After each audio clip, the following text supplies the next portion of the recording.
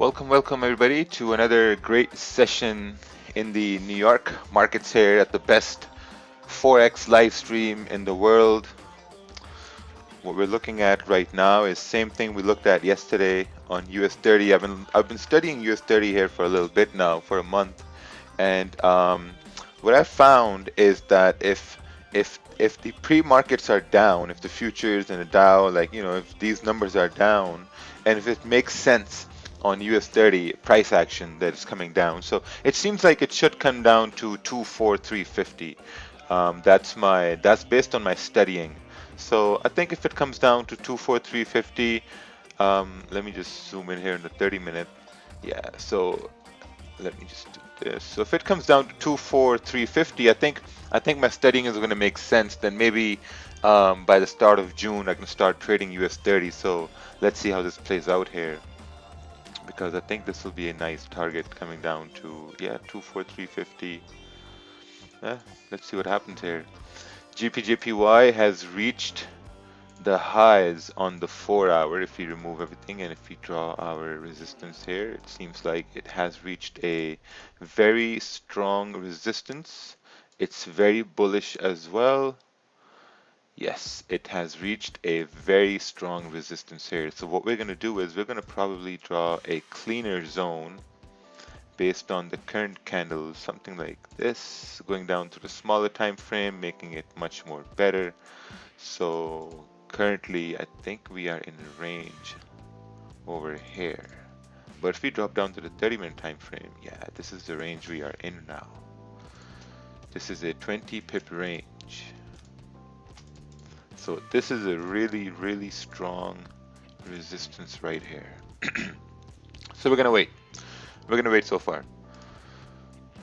Um, what's this? Potential sells waiting for bearish confirmation. Yeah, same thing. I like this. I mean, shit, man, you have the same levels. Before I even did my levels, they're just the same. So it makes sense. Can you enable subtitles for your video on the live video? Let's see if I can do that.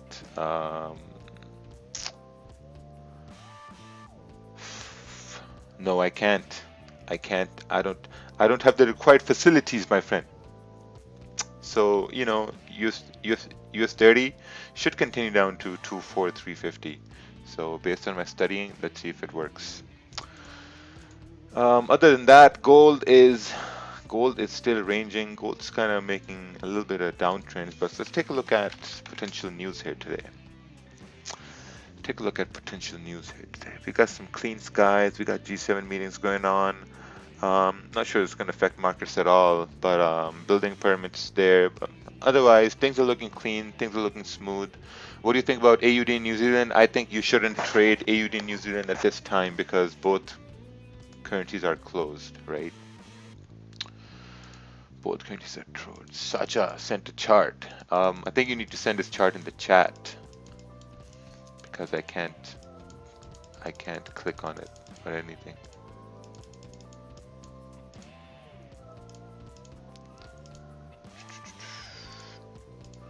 All right, what's this? Daniel. This is buy zone, sell zone, TP1. Yeah, I like this. You know, I honestly like sells on GJ. I honestly like sells on GJ because the daily has continued going up. So it seems like this move up on the daily, no, this move down on the daily was like a little fake out, to continue moving up. Looking at the weekly is starting to go up. So I mean, for the day, I do think we could have some sort of a correction to come down, maybe to 131, 300, but that's going to come in after we break below 131, 500. If we break above 131, let's say 750, then we're continuing to go up. So let's look at that on a 1 hour time frame. So, first target could be 130, 131, 950 up over here, which would be around 20 pips away, right? If we do break above, I think that's going to be the first target there. So let's see what happens. And the second one could be up over here, 132, 260.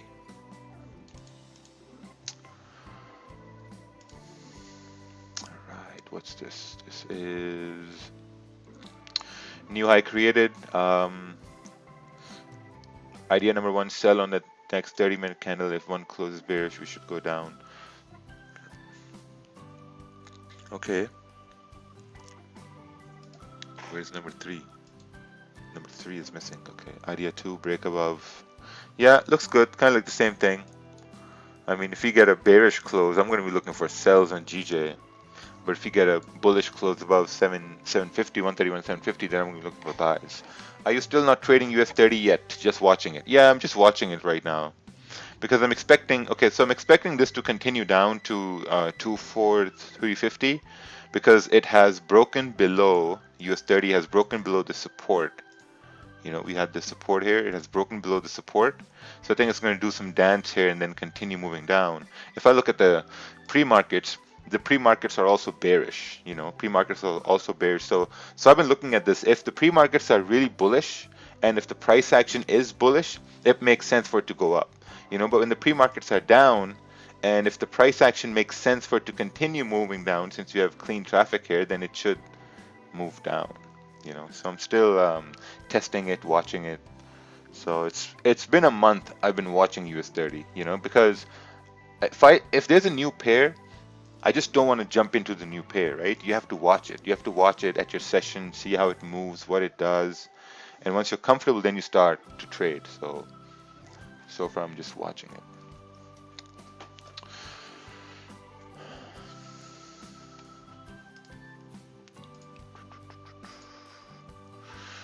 One thing is going bullish is Euro JPY, man. It's been going nutty here. Euro JPY has been going insane. Okay, take a look at this. Straight bullish. Look at this 4-hour and daily. Damn. Damn, Daniel.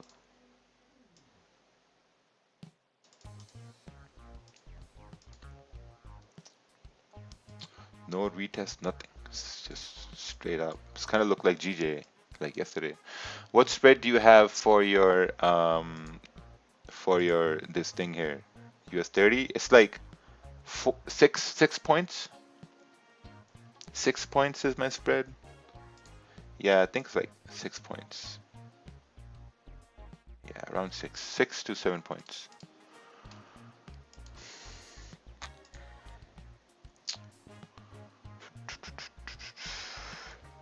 What happened to Monty? Monty had no stream today. That's what happened.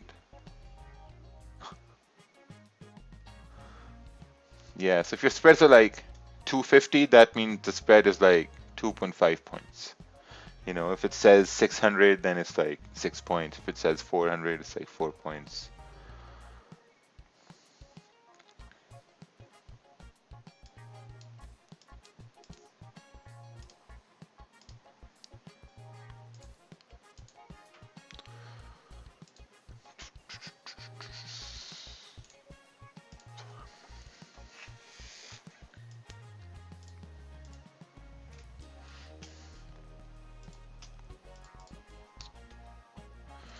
What do you think out? What do you think about gold? Gold. I think gold is at a minor support. I also think that gold is on the 4-hour. Gold is just ranging, but at the same time, gold 4-hour had a massive rejection here. So sometimes you might feel like this candle may fill this wick down over here, but for that wick to fill, you would need a break below this area, 1734. You'll need a break below 1734, and it looks like GJ is trying to break up over here. It's just gonna wait right now.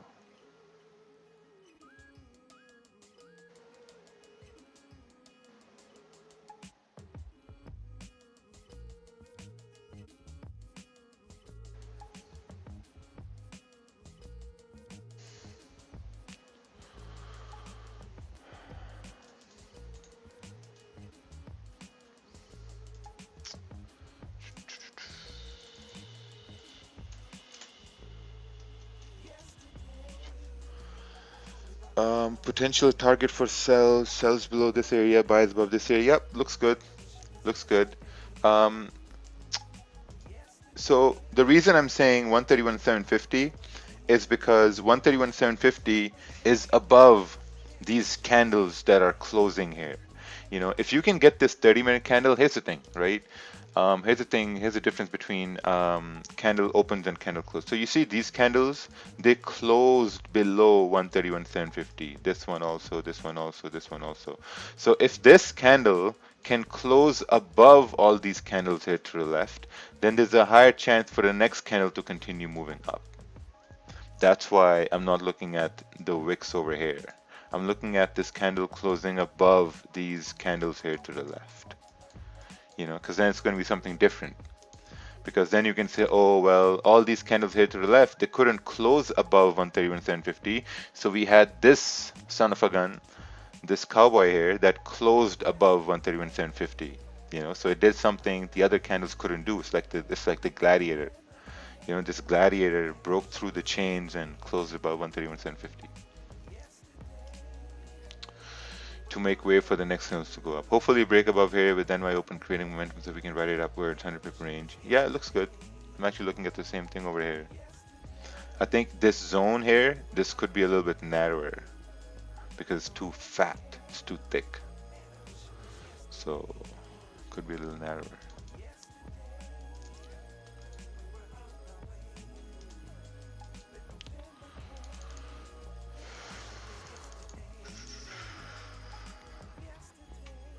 Well, looks like we're going to continue moving bullish over here on the 4-hour.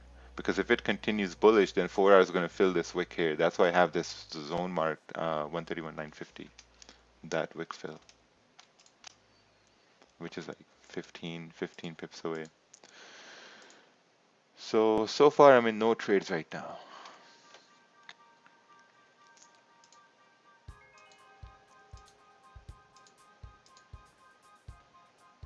See gold at support. If gold respects this support, it should continue moving bullish to 1737, 1738.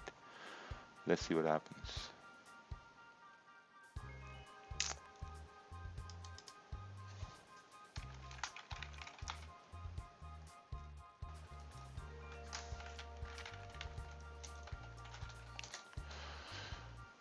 Are you gonna done with GJ? No. No. GJ is my go-to pair. Looking for buys above 131,800, looking for sells around. Yeah, list looks good. Looking for buys above 131,800. That's your idea. Then it makes sense because you're waiting for this candle to close above and expecting the next candles to continue the trend. That's actually a very basic, pretty good analysis. Kind of like the same thing. See, it's easy. Like once you have a confirmation closing above, then it makes sense for the next candle to go up as long as it stays above the low of the previous candle.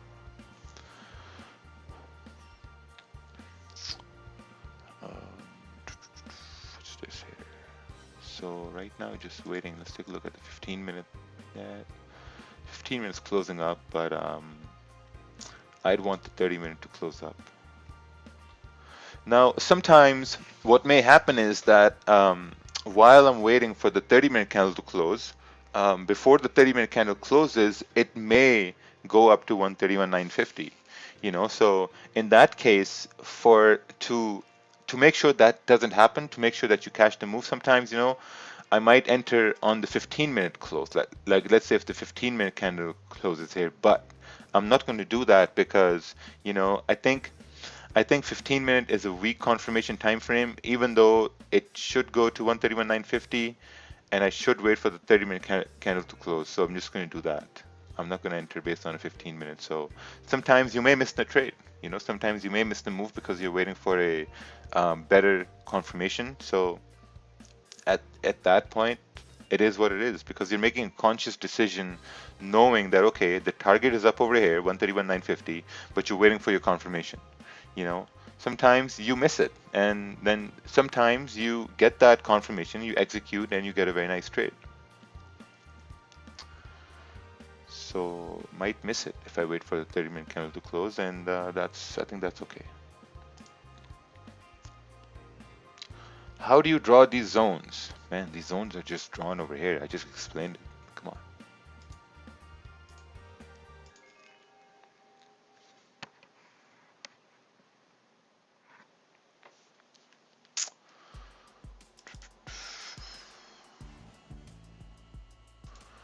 All right, let's take a look at this. This is your JPY. Took buy as this candle broke the highs of the previous. Okay, candle respected previous resistance. Oh, nice. Took profits over here. Beautiful.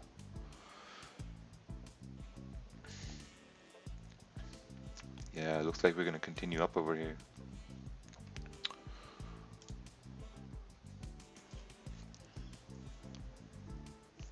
Um, I said I'm waiting for the 30-minute to close. I explained everything. The problem be sometimes candle close outside the range to close my TP, big candles. Yeah, sometimes it happens, you know. Sometimes you're waiting for candles to close and you miss the moves, and you have to accept the fact that it is what it is.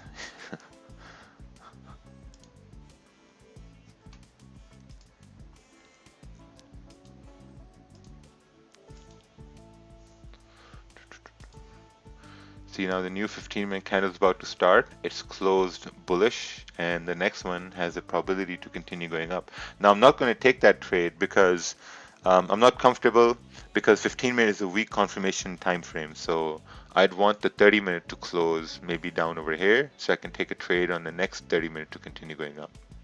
That's what I want to see. But if that doesn't happen, and if I miss the trade, I'm totally fine with that. Since there's a new high forming, would you wait for a retest of yes?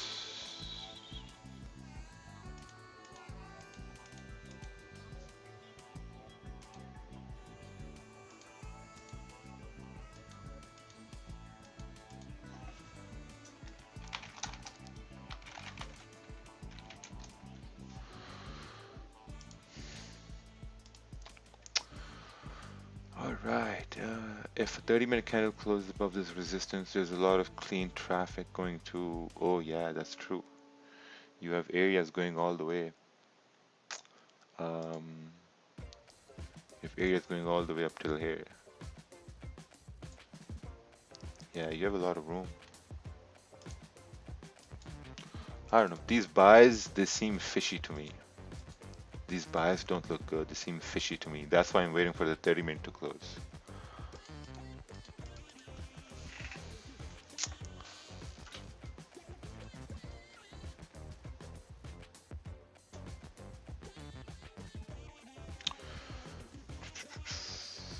Ooh, someone has a chart on GJ shorts.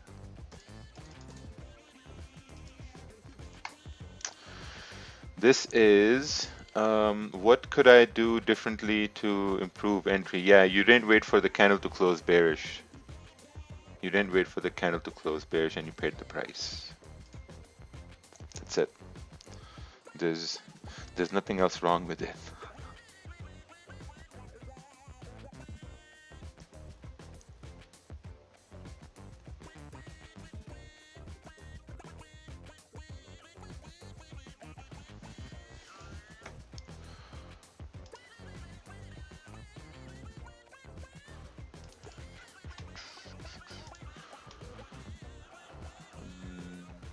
Hmm. Thank you for the stream. My first time sending a chart. Oh, first time. Long time listener, first time caller.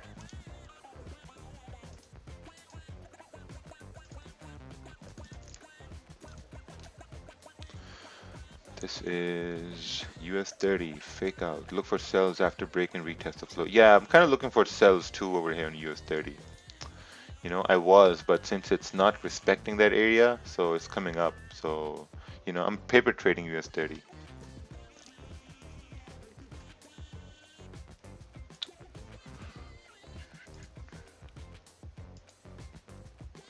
Yeah, looks like GG is going to continue moving to 131.950.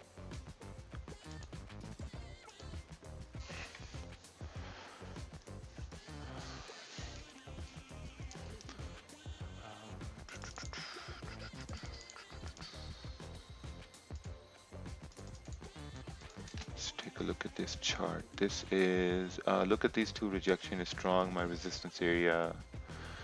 Backtest for 4 years, data will go down as we need a lot of evidence that bear is in the market. Oh yeah, makes sense. Makes sense. So we are at kind of like a resistance here. We're in a like a rejection zone. So this is a rejection zone. You know how the 4-hour candle on the 13th May, around like a London Open came all the way up towards 131,950 and rejected it. So that's why I'm unsure whether it's going to continue up to 950 or not, because it may come up and start rejecting it to come down. So we'll have to wait and see. I'm actually waiting for this candle to close, the 30-minute candle. In 10 minutes it's going to close. Theoretically speaking, Raja, if this candle closes above TP1, would you still wait for a retest? Yes. Yeah. So if it closes bullish, if it closes, above like 131,750, then I'm going to be looking for buys.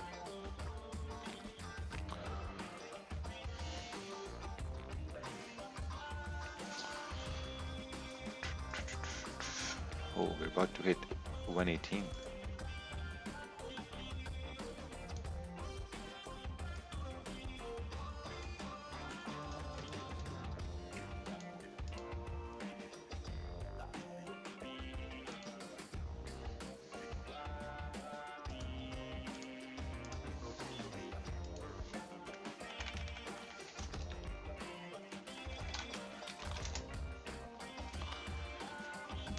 Bobby.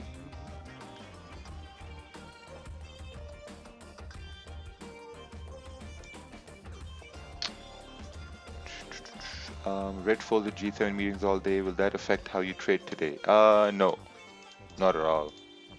That's not going to affect me how I trade, um, because I trade based off price action, and if I see price action saying that we should be continuing moving bullish, then it means we should be continuing moving bullish.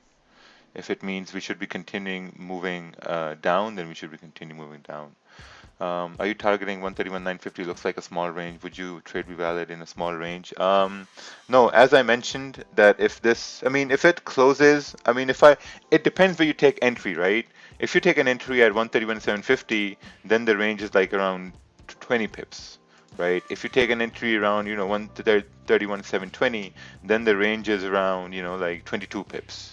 So it depends on the range. I mean, if you take an entry right now, then the range is like 15 pips. It's pretty small. It doesn't make sense, right? So I mean, logically, it would make sense for you to take an entry down over here.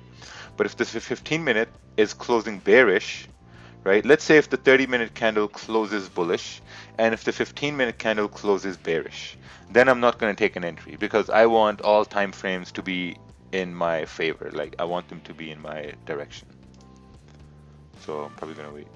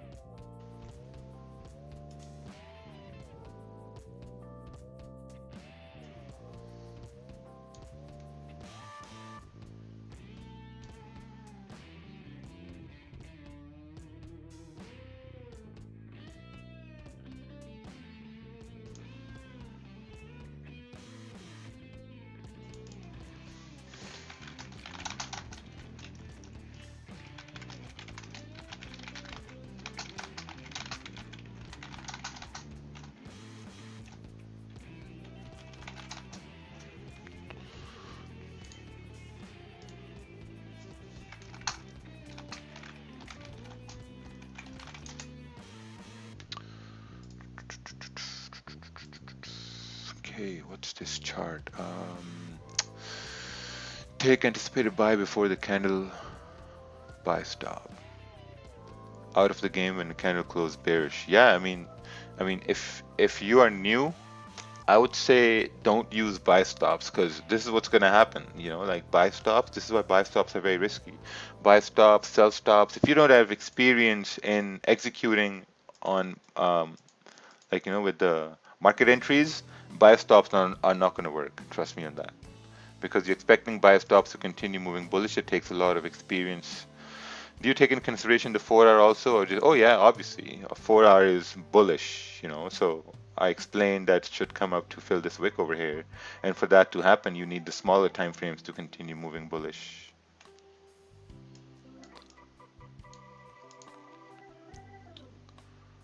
Some people are saying they're in buys, so perfect. Looks good.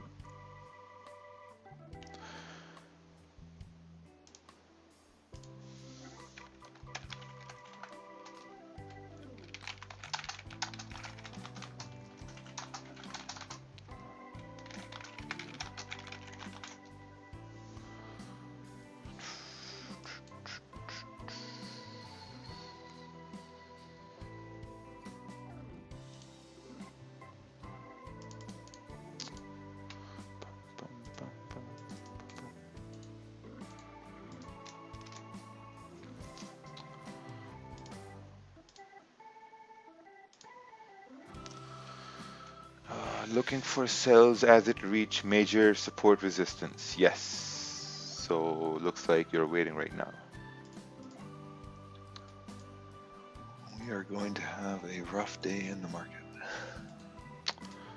Yes, that's true too. I mean, it makes sense for it to continue up to 950 right now.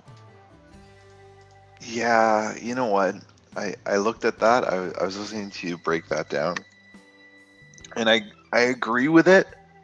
But when I look at the weekly candle, this almost looks like this is the top wick forming of the weekly candle, right? So if you go into the weekly, I have a feeling that this whole move could be reversed. Man, that will be a huge reversal. Yeah, because it didn't make sense to me on why now suddenly we popped off, right? So this is my logic behind this. Oh, sorry. So what I would, because I've been watching this and people have been messaging me about the GJ. So if this is sort of a demand zone at this point, or right over here, this is our demand zone. I want to know why this candle didn't tap in like this or like this before. That's why that sort of scares me. And obviously this candle here, we filled this wick, but we didn't really actually tap back into this area again. And when you look across, that's a pretty heavy demand area. So I'm a little confused on why this candle just shot up with really no rejection down here first. Like I would have assumed that the idea here would have been this. It would have been, let me just get rid of these. It would have been essentially this tapping down into this one more time and then leaving, right? So we went all the way up, came down, tapped, and then we would tap again, and then we would leave, right? Now the reason I say that is because when we look at this area here and this area here, we have rejection. So we effectively have we have a supply zone, basically over here as an example, right? So we can say that this is a bit of supply zone. So the fact that we tapped in there, but then this candle over here obviously tapped away from this zone, which is what it should do, because we're leaving this area here, we're leaving it. When we came back down here, I want to know why we didn't tap into it. Like it doesn't make sense, because even over here in this particular section, there was no rejection to go to the upside. So this is the reason why this whole weekly candle scares me. And that's why I don't want to, like, I want to take buys, but I can't trust buys. Ideally, what I'd want to see is I would wait till next week as an example. So if we do this and take away this next week, if we have for buys for next week, is we would pull down and then we would drive back up, and then this rejection here would say, okay, perfect, there was obviously an anomaly here where we didn't get some sort of wick to tap back into this zone, but now I have rejection from the downside to drive back up into this zone right here. And then this buy on the next weekly candle would be super valid, and you'd be able to take it in that way. That's why I'm cautious. right? And it's funny because people always comment, well, Ted, you never lose a trade. It's because I want something particular on the higher time frames to give me comfort. And even though this could go as a buy, and people, it'll probably work out. Like I can see right now on the smaller time frames, on the 15-minute, there's a bullish candle, 30 minutes finishing bullish, hours finishing bullish. The buy can work, but for me personally, my comfort level isn't there to take a buy, because at any given point, this candle potentially could flip. Because if we look at just the way that I see this right now, we are technically entering this area right over here. So what if this area here is the new zone, and we broke through that zone, we came into here, and now this candle is now testing this zone right here in this area, and it starts to pull down. That's my fear. Obviously we can go right back up to here, but like, are we actually doing that, or what's happening? So that's a little bit for the way that my mind works. So that I'm looking at that going, I don't understand why we didn't have a rejection to the upside. Because in all honesty, when you look through, and when we look at the other weekly candles, right? If you were gonna take a buy, you look at this weekly candle here, and you can see a clear rejection up, right? So you could say, okay, perfect. First target's here. Next target, you can go over to here. Like, you could start putting those targets on. But here, this candle just doesn't make sense to me. And that's just my thought process. It looks like, to be honest, one of these candles here, right? Because you can see there's like barely no wick. It pulled up, and then the consecutive weeks we started dropping. So I mean, there is opportunity if it does go for a buy. I'm not saying that it's not valid. I'm just saying, for my comfort level, I can't take a buy for myself. Other people can, and I don't disagree with it. I just, for my risk and for what I want to do, I'm not comfortable taking that buy. That's the reason why behind it. Yeah, I'm gonna have to wait for a price to maybe come down into this area and give me some confirmation around 131, 750, because the 15-minute has closed bearish here, so there's not enough range to go up here anyway. And like I said, I mean, it can go up, but I'm not comfortable as well. Like, I'm not confident enough to take a buy right now. Mhm.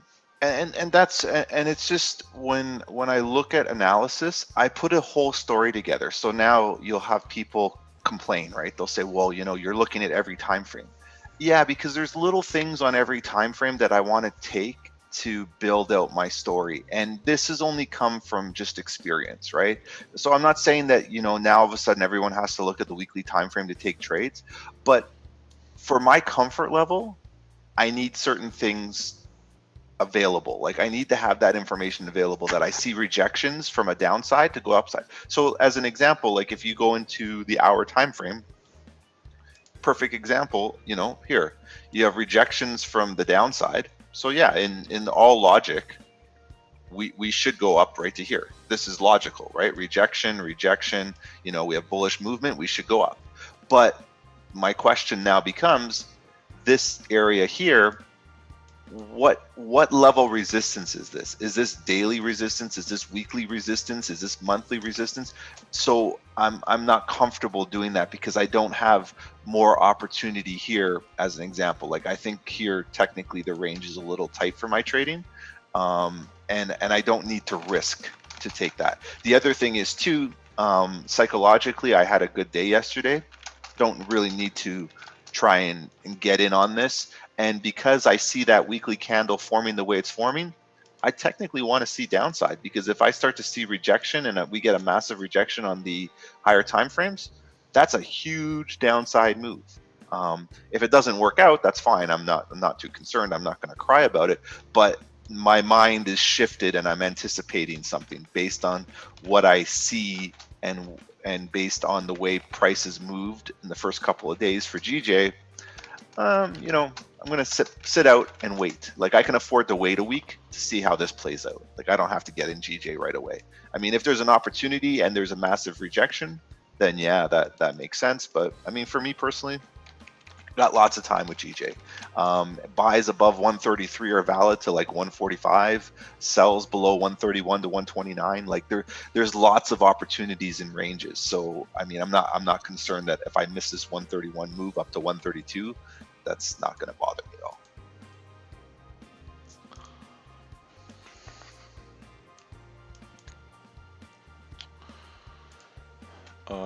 So we had this chart over here.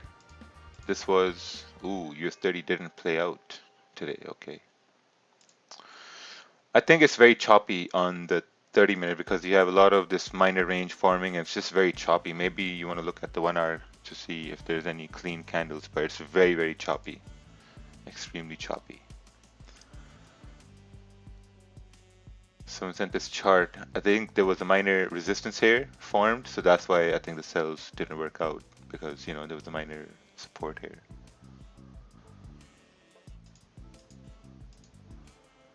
But yeah, it's coming close to 131,950 here. 15-minute broke above the high over here, so yeah, coming up.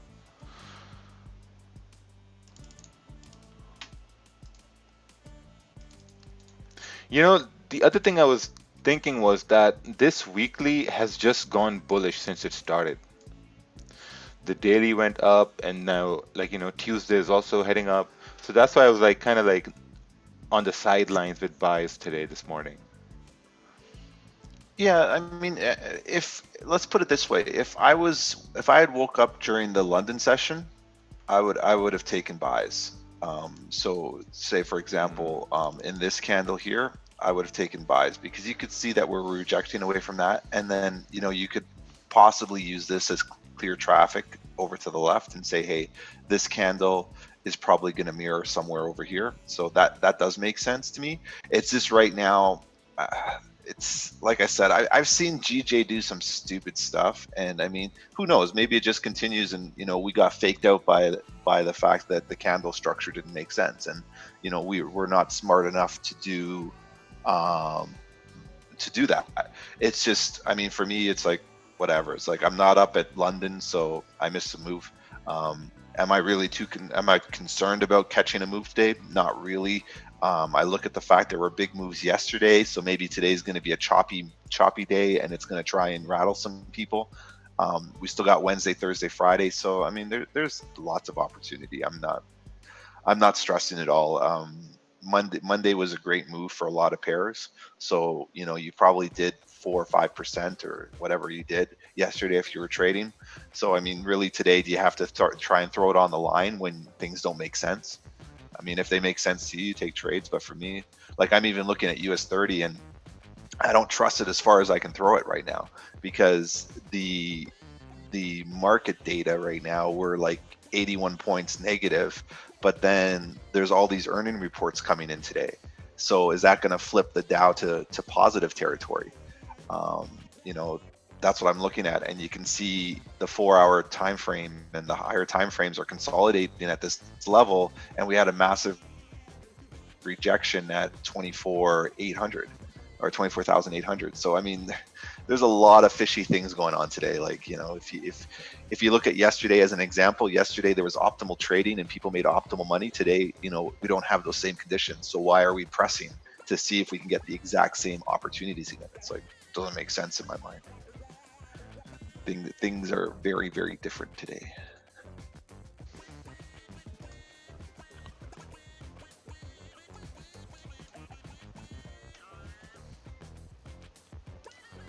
Um, can you unmute me? Siad, we have.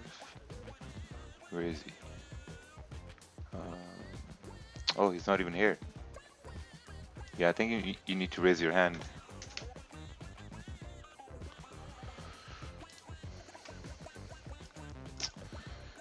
This is GU price ranging at resistance, possibly getting liquidity to push down, go up, come down, create support, and then continue to go up. Yeah, it makes sense. Makes sense over here. I'm kind of on the sidelines with GJ over here. Ooh, gold went down. Yeah, I'm kind of on the sidelines with GJ.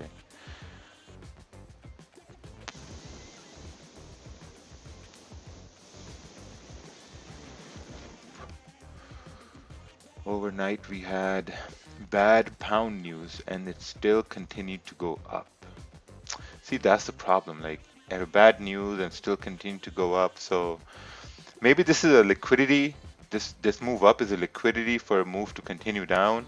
Who knows? Like I'm gonna be more comfortable in taking sells knowing that we have pushed up really hard in the first 2 days of the week. So it may be due time for some sort of a correction, even though the trend is bullish. So I'm gonna wait to see what happens here. I'm a bias mapped out for USD CAD, but I'm a bit wary of the target. Could you take a look? Let's take a look here. Look for sells if support breaks, not enough range to continue down. Would this area be considered problematic for sell target? No, I think that's going to be a pretty good area. I mean, if we break below this area here, it's a 4-hour chart. I think if you look on the smaller time frames, you might want to see some sort of resistances forming in here to give you an indication that price will continue moving bearish.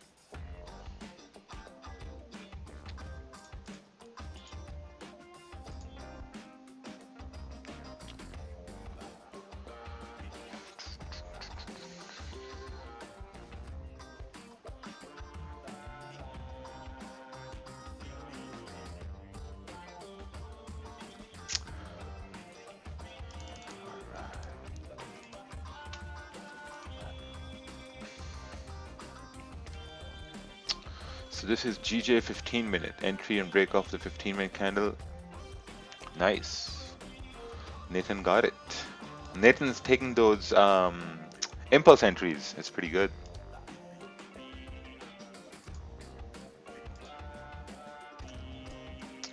Yeah, I wasn't really comfortable at that point.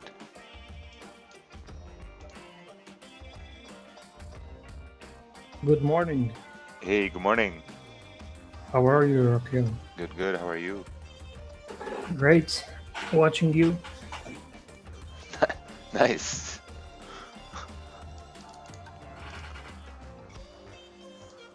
Looks like GJ is approaching a very strong 4-hour resistance. Hmm. Yeah, it's true. So this 4-hour here, yeah, I think you need some more labeling on this chart. There's not enough labeling here. It's very empty. Looks like you're in a trade, you're in profit, so that's good. You have some lines drawn, which looks good. You have small purple lines, so it looks good. It's the same chart.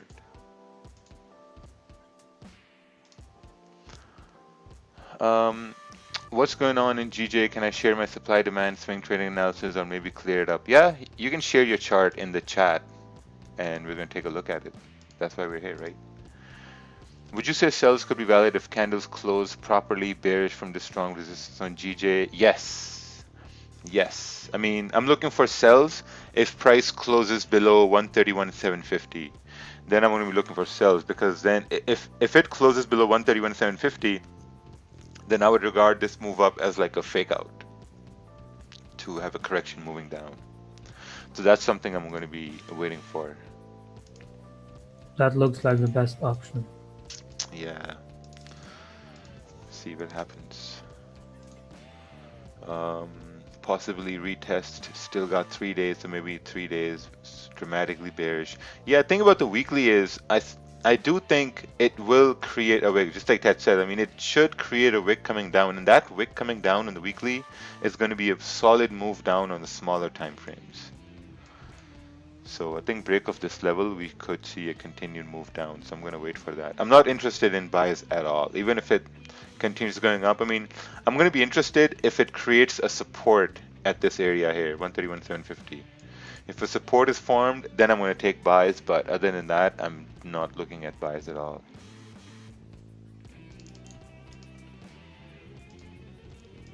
Usually fakeouts happen when the current candle closes above the previous breakout candle. So if GJ goes above the previous weekly candle, then I think we can think about buying. So this is 6 month heading down here. Weekly is somewhere trying to do like a retest but rejecting down over here. And then we have the 3 month. 3 month is at a strong support. Then we have the daily. Daily is coming up over here. So what does this mean? Is there like an explanation with this? Monthly candle broke the low of the previous monthly candle to maybe continue down. I mean, if the monthly candle was like a 15-minute candle, I'd say it should continue down to fill this wick at 125. And then you have the 4 hour approaching a strong resistance. Yeah, looks good. Yeah, so based on that, I mean, if you could say if your bias is bearish or bullish, it's a supply demand. Yeah.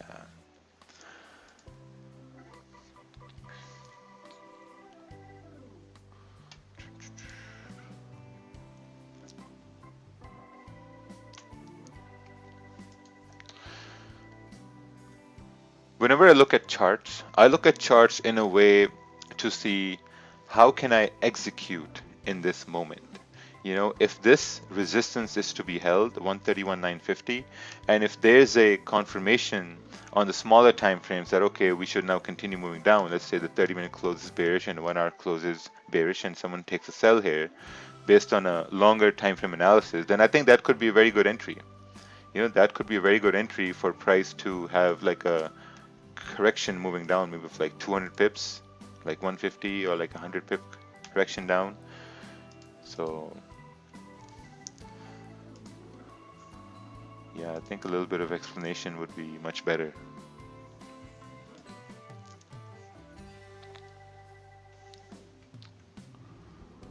We have a free range to drop if it closes below this support that you have.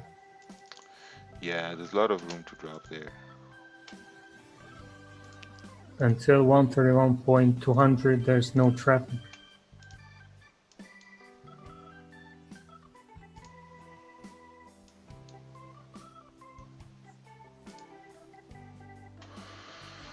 So this is resistance broke, took a buy, TP at highest wick. Oh, nice. You had a winning trade.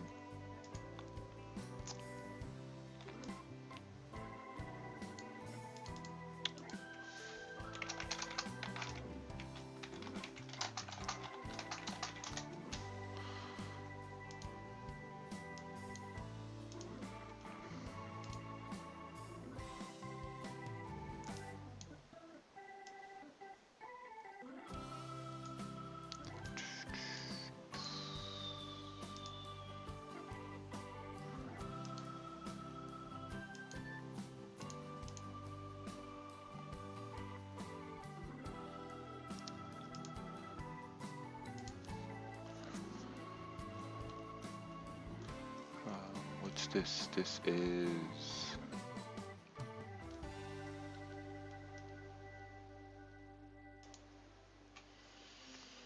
This is support created, stop loss, high broken but no low broken. 5 if stop in the next rotation, 6 pips, once in profit, watch for no, follow up on 5 minute. Oh, minute play. I mentally took this trade but still want to watch a little longer to make sure if it plays out then fails. Yeah, I think it played out here. I think it played out from what I can see.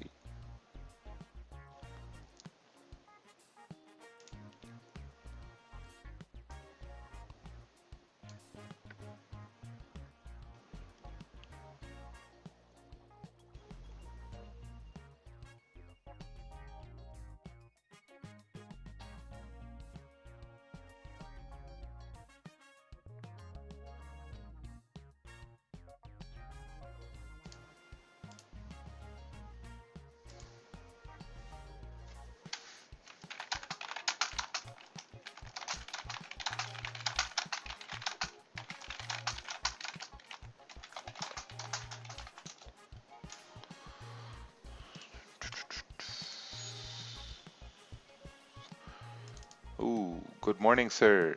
This is, oh, Someone wrote their question and removed it.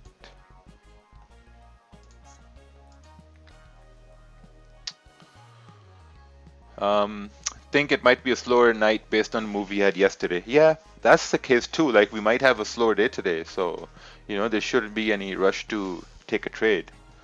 I took one trade when I woke up in the middle of the night. I took a buy on GJ for about 10 pips, and that's about it. But for now, it's just kind of like hanging in there, waiting. Would you say New York and pre-New York volume is stronger than London and pre-London? It depends. Like in the pre-New York, we didn't have much volume here. So maybe in New York Open, we might see some sort of volume. So let's see what happens. How long does delivery of magic keys take? Well, if you look at your email, you're going to get tracking numbers. If you don't have a tracking number, then you have to email magic keys. Because I am not magic keys. Magic keys is magic keys. So you need to email there. I mean, it's pretty simple, man. Like if there's Canada Post, you're having problems with Canada Post, you don't talk to the Prime Minister, right? You talk to Canada Post. So if you're having problem with magic keys, you talk to magic keys.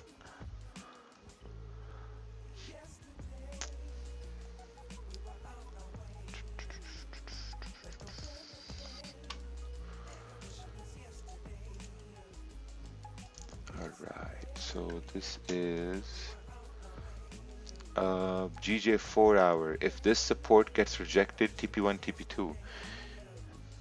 Nice. Yeah, it's pretty good. So I guess if you're looking for this move to continue down, I think you can look for sells coming down because you're going to be missing out on that move then. Because if we look over here, so you're anticipating price to continue down to this area. It's around 60 pips.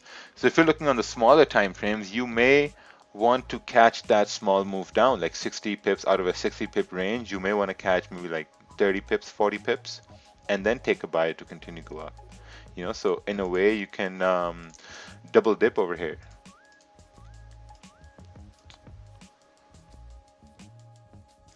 If the market breaks a certain level but the wick doesn't have a wick doesn't have a wick in your bias, yeah, that question is incomplete.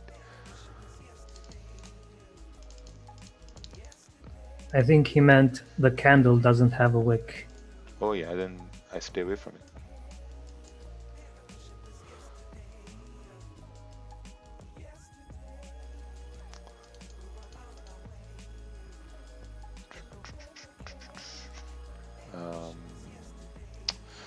Wow, so many crazy questions coming in.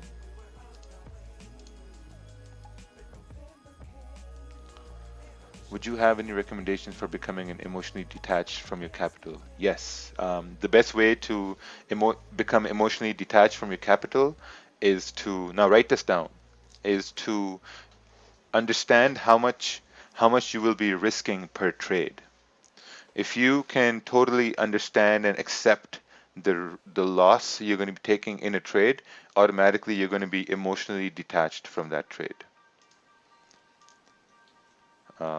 Because like let's say if I take a trade, I know for a fact that I'm going to be risking anywhere between $400 to $600, and if I take a loss of $400 to $600 in my position today, I'm going to be okay with that.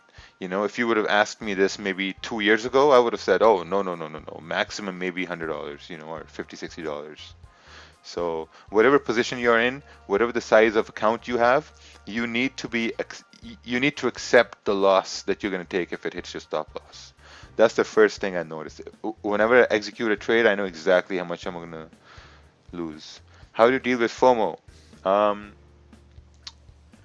best way to deal with FOMO is to truly understand that if you've missed a move, that same move is going to happen over and over and over and over again.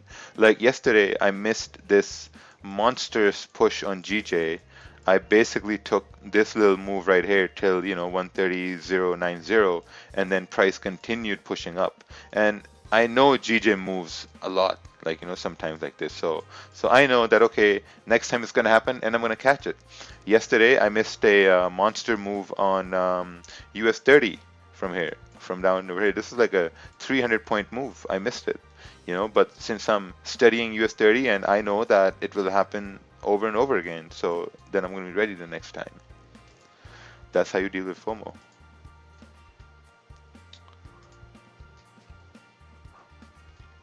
Ooh, GJ, 15 minute. 15 minute candle bearish close 50%, pushed up, started to retrace, close final 50%. Nice.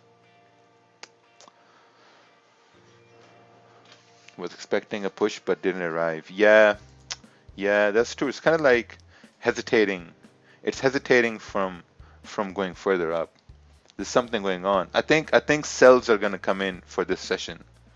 I think there's going to be some sort of consolidation, and then we might break below 131,750, and then come down here, and then eventually come down to 131,300. But it has to Yes, stay. 30. Yeah. Sorry, go ahead. But it has to stay below 131,950 for it to do that, because that's a strong resistance. If you want to pull up US 30 for a second, it took off that support at 24,469, yeah, or 500, yeah. This is interesting because then that means that we could possibly be going right back up to here, and the next hour pull down and then drive up. So there could be probably a good trade if around here somewhere. If we can hold this support here, we can probably drive back up. I'll wait to see what happens.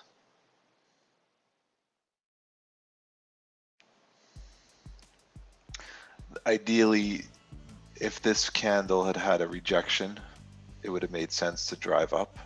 I think that would have been a very good trade. If it had a candle that looked like this, that would have been a very, very easy trade. The futures market looks to be flipping now, going into bullish territory. It's only 39 points down, which is basically nothing. Walmart came in with earnings just now, and that's why this candle's taken off.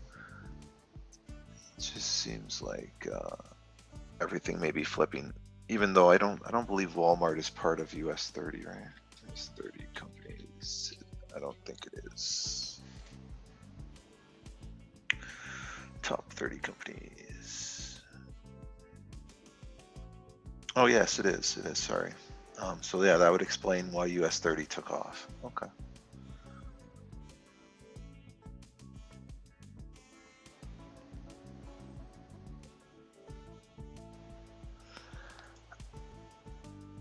Oh, Home Depot is part of US 30 as well, so this could really drive US 30, and Home Depot's earnings are coming out today too.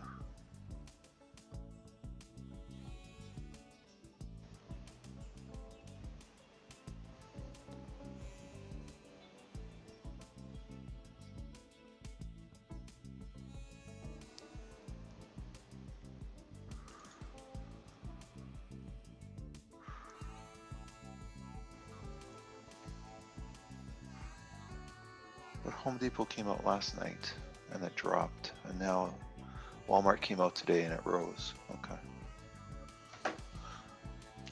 Man, that's why US 30 is very difficult to trade when things are all over the place. As soon as these earning reports come out, like this is basically Walmart's earning report right here. And then Home Depot's earning report is somewhere over here somewhere.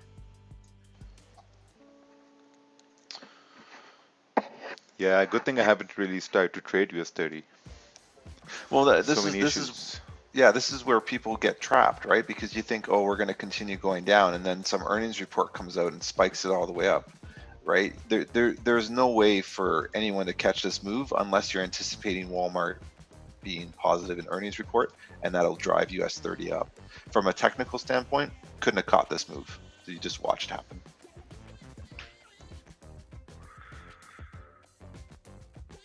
But the good thing is now if we see this form in the next hour, you know that that's going to drive further. But we still have to push up a little bit more to get into positive territory with the futures market.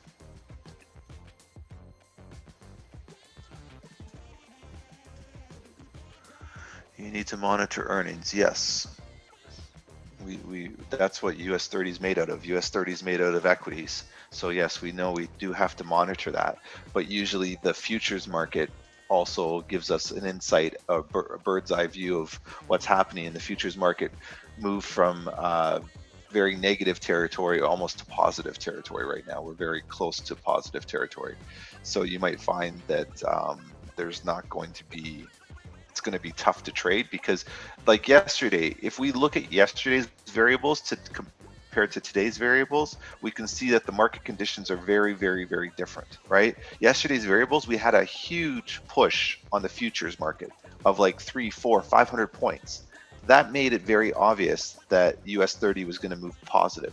Today, we don't have the same variable, so we can't apply the same logic that we applied yesterday to today's trading environment. So we have to sit back and wait and see how now this futures market reacts and how we're going to move US 30 in regards to that. These are things that you have to keep in mind. Like, I look at what I did yesterday, I don't have the same variables that I have today, so I can't take the same trade with the same confidence. So I sit back and I have to reevaluate and I have to sit out. That's the bottom line. You have to get used to that. You have to say, when markets are good, you take the good trade. When markets are bad, you stay out of the market. Otherwise, you're just going to give money back. Every single time, you're just going to give money back. People are trying to trade US 30 when the same trading conditions don't exist that existed yesterday. It doesn't make sense in my mind. I know that we're going to have a rally like that again on the Dow. The Dow is going to go up 20, 200, 300 points again in the next maybe week or so, 2 weeks, who knows? Or it can drop 200, 300 points based on information. So why not wait for those conditions to exist so that you can capitalize instead of trying every day to see if you can get a move when the market conditions aren't there? It's just very, very straightforward on how you trade. Yesterday was a very good trading day for US 30 DGI because of the fact that there was a heavy push in the futures market. Today we don't have that. So today, for me, there's no trade. I need to see information similar to what I saw yesterday to make sure my trade is valid.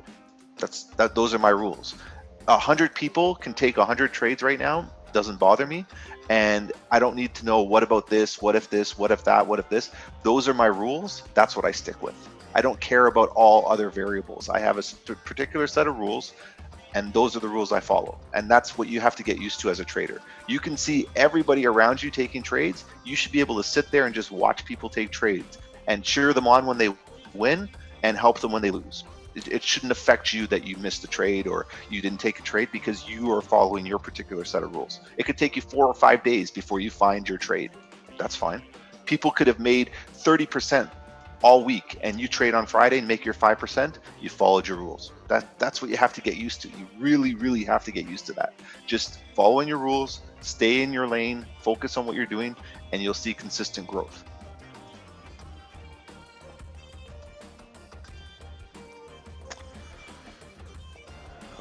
First idea, ranging inside here, sells below this box. Yeah, makes sense, makes sense. If support is created over here, I'm looking for buys. Yeah, that's good. It's kind of like what I have over here. Looking for sells. It depends, if I'm comfortable taking sells below here, I'll do that, but so far there's nothing, so I have really nothing to say about GJ.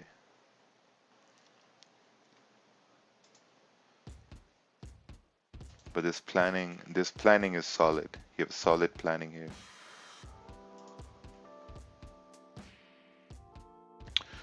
Yeah, some guys were in buys on GJ, and it's the same thing. It didn't really fit my set of rules to take buys on GJ. It's just sat back. Whenever price is moving, it gives more respect to most recent support resistance. Yes. Yes. Ooh, wrong chart. Wrong chart.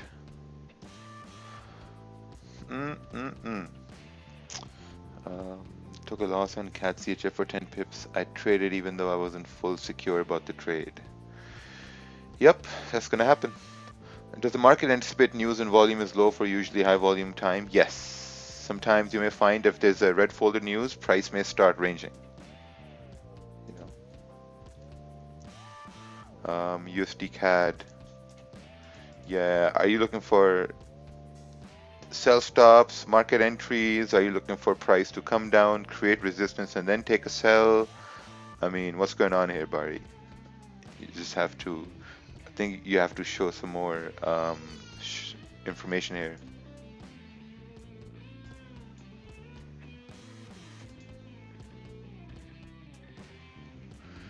Yo, Raja, can I get a ooh, ooh? Oh, someone took a sell on GJ.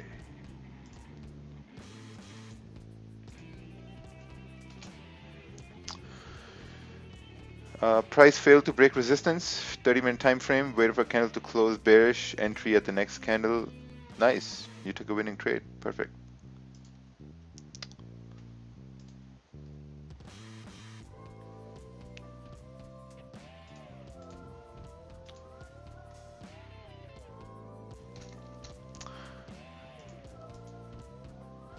Yeah, I think it's gonna tap 131,950 here.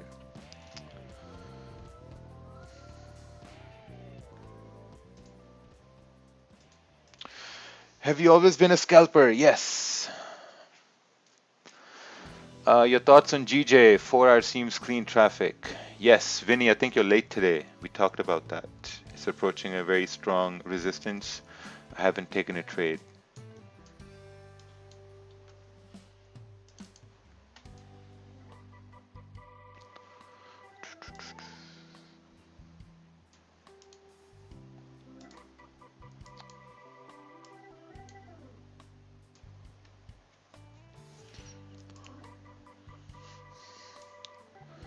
Yeah, I mean, if it keeps moving bullish, I think next target is 132, 250. Yes, like around 25 pips away.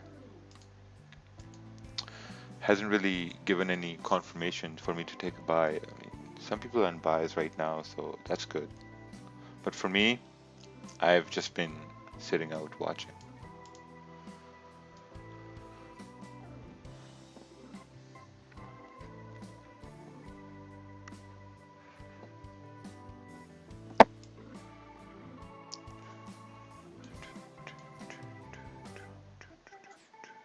Okay, so there's something worth noting now. The Dow futures market has flipped bullish. So we went from minus 100 points now to plus 28 points. So that's a huge swing. So with that being said, if the market maintains its bullish structure, you could potentially look for smaller entries on the smaller time frame with that continued bullish structure.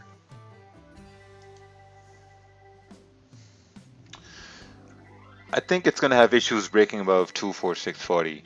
Yes.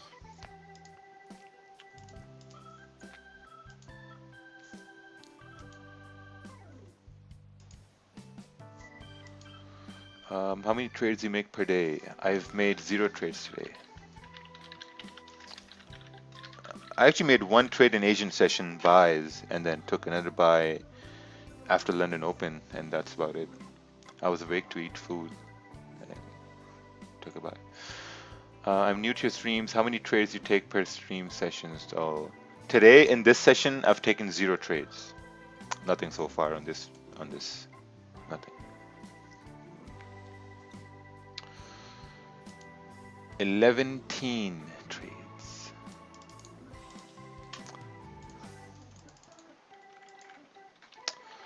All right, this is GU. Once it breaks the half the wick equals to buy. Yep, makes sense. Makes sense. Where'd you get your music from? The YouTube audio library. So right now we have another chart coming in. This is a GU analysis sent by Mr. Vuyani Mufolo. Entry over here. RR is 2.69. Stop loss is right over here. You're expecting price to continue moving bullish to break above this resistance right here. You think price is very strong, so it's going to break above this resistance. If you think that, then that's pretty good. But I would watch that. 24800 a good target for the Dow, Raja. Yeah, I mean it looks good. 24800. If it breaks above 24650, I'd say then that looks good. That goes sure. Yeah, I'm gonna look for entries on the Dow in the next 5 minutes. If you go to 5-minute candles, if we hold support there, that will allow us to push up a little bit, and the 15-minute candle should flip bullish coming up then.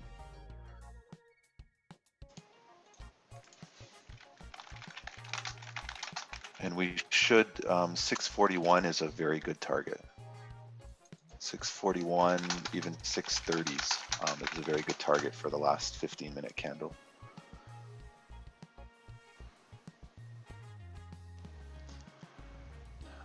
I noticed you marked zones with lines through them. I never caught the reason why. Oh, that's just like visually, I think it looks beautiful. That's why I do that.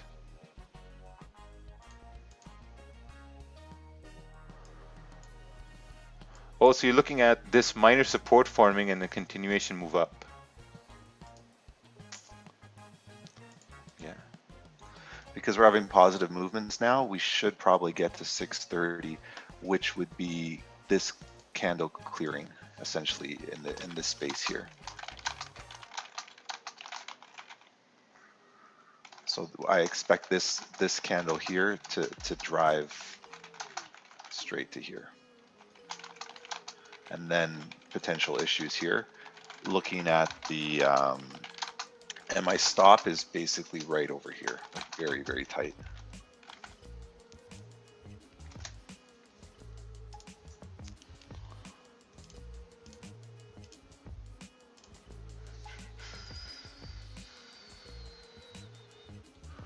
This is strong resistance here, sells below here. Yeah, it looks good. You're looking for sells below this area here. AUD USD.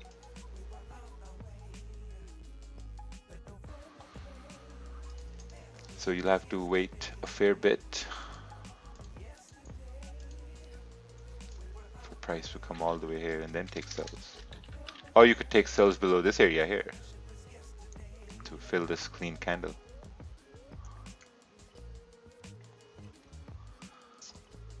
Yeah, so entry going in at 24,598, stop loss at 24,573. Let's see if we can hold.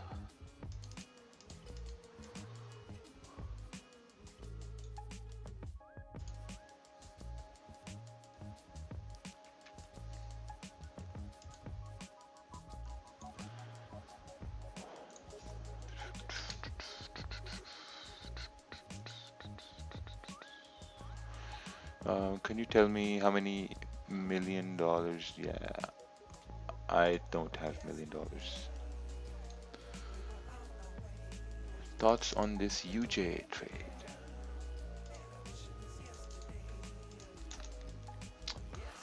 Waiting for confirmation, expecting a retracement. Yes, that looks good. I'm eyeing sells here on GJ actually. So we're going to be waiting here a little bit.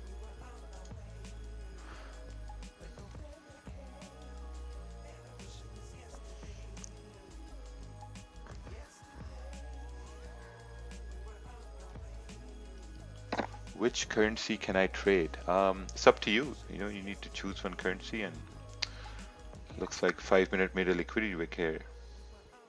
So maybe continue moving bullish. Expecting down to break above 24,620.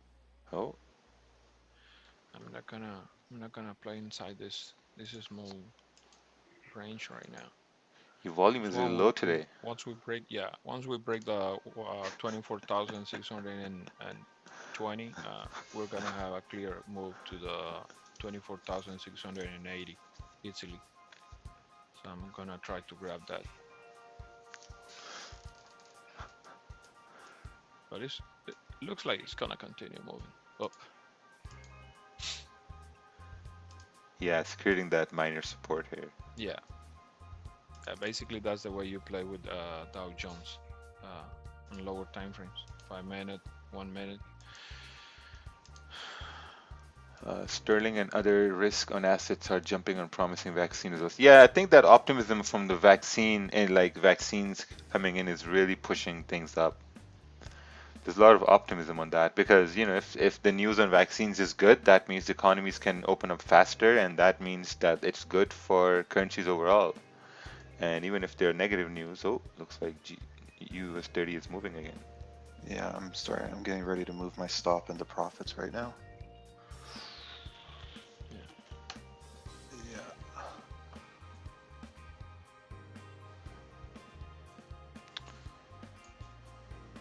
Okay, so my stop is at break even right now.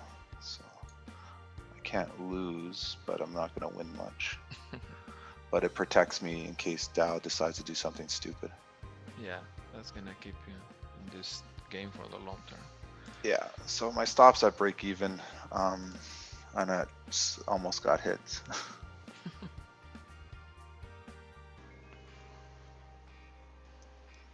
Yeah, I don't. Once this 5 minute candle Yeah, start, just got stopped. Yeah, I was hoping that we would get that 5 minute pop, but I think that's just the 15-minute yeah, candle ending. yeah, it's gonna make the push. Trust me. But once we break this previous bearish top, then we're gonna be in a nice move. Yeah, I just got stopped out. So.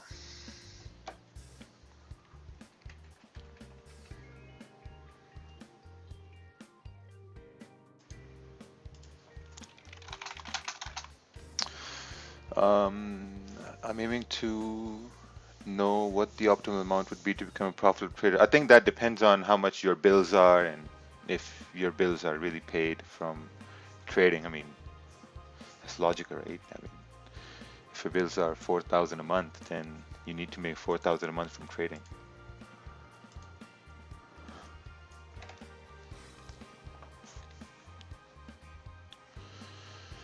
GJ, can you go down?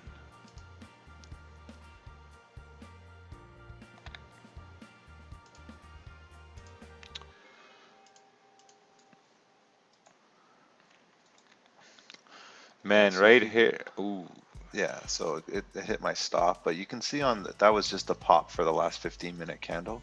So this is the final 15-minute candle. So I mean, technically speaking, probably can take buys like Kerwin was saying above 600 now.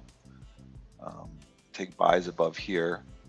This 15-minute candle is forming. That's the first 5-minute candle, the 15-minute candle. So you can play the range game in the 5-minute and say, hey, if we don't break this low, then we can take a buy anywhere inside this area here to go further up. I'm just going to wait and see now if this support holds on the 15.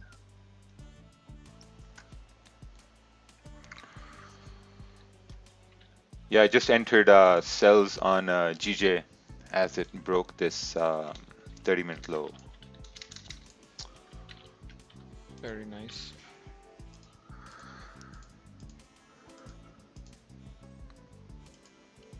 Yeah, that's my entry right there.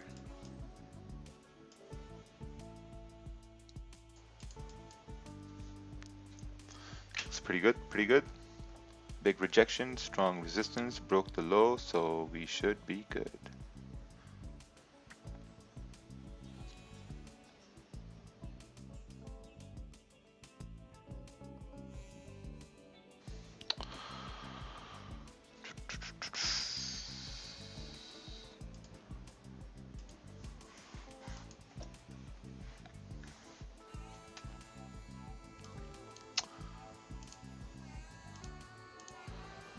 Can you check this one out?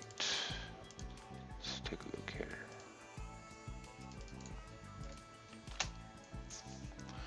This is gold. Yeah, it looks good. Gold is like really, really ranging over here.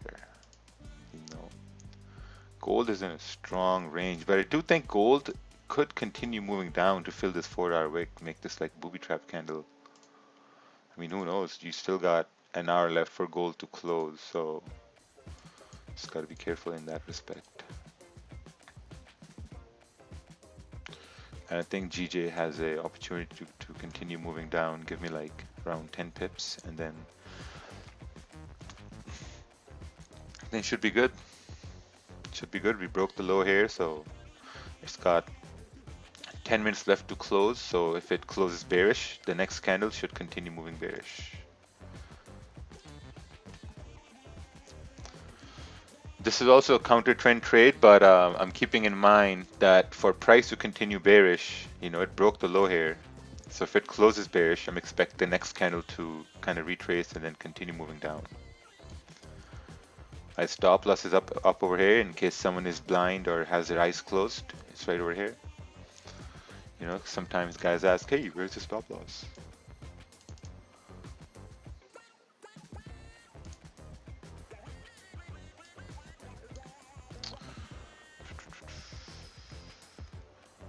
Thank you for all your help every day. My idea on AUD USD. Let's take a look here. Strong resistance. I have a buy stop above this. Stop lots 8 pips, $80. Yeah, it looks good. You're looking for buys above this area, so I think it could continue on good. I think NY Open will give it momentum to push past weekly resistance.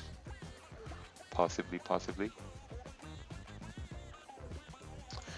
You trade before the candle close. Yeah, I explained why. Man, I don't know. People have a hard time really understanding things that are said.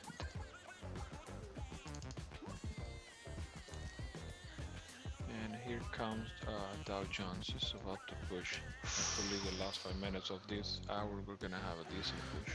Kerbin, your volume is pretty low. Oh, really? Yeah. I'm trying to fix that. When you were explaining, I told you volume is low. You're like, oh yeah, and then you kept explaining. Oh, really? What about now? Yeah, it's better now. Oh, okay, perfect. Oh, my bad. Completely ignored. I'm like, oh, okay. Oh, wow. No, I didn't hear that. Yeah. Can you say anything about brokers versus commissions? Yeah, go read babypips.com.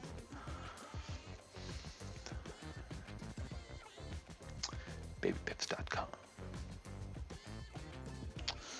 I want to know why you entered before the candle close. I explained it, so I guess you need to rewatch the recap.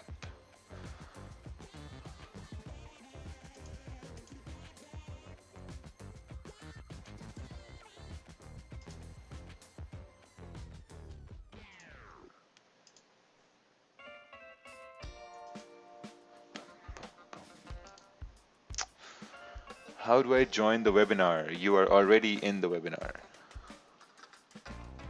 Some guy called this is beefing with you. Oh, that's fine. People beef with me all day. Why are you trading counter trend? Because I explained why I took the counter trend trade. If let's say that this 15-minute does not close below, let's say 131.800, then I'm going to close 50% of my position. So I'm managing risk over here as well at the same time.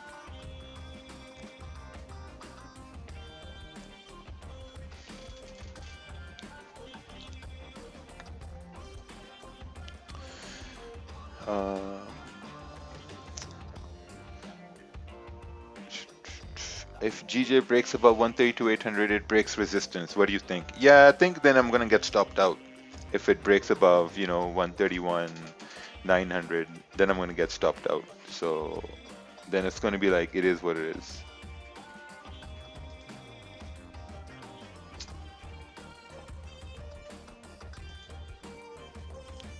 So we'll see how that plays out.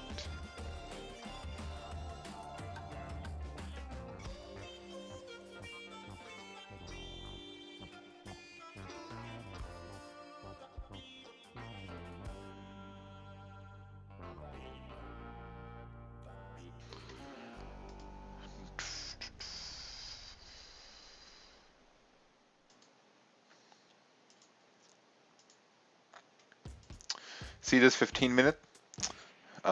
If it doesn't close below 131.800, then I'm going to close, I think I'm going to close 75% of my position. Because I want it to close below 131.800 for the 30 minutes to continue going bearish. That's the prerequisite of the trade. So you really have to manage the trade based on the smaller time frames. Just like here, if it starts to go bullish, if it shows a bullish face, then I'm going to close 50%. Actually, I'm going to close 75% if it shows the bullish face. Because then to me, it would make no sense to let price hit my complete stop loss, right? It would make no sense. It would make sense to maybe close a portion of the risk, take it out, because if it hits my stop loss, then essentially I've really cut my losses short, right? That's how you take small losses, and when you have wins, you let your winners run. And I think that's the best way to really cut down on your losses. Take percentage off and let the rest run.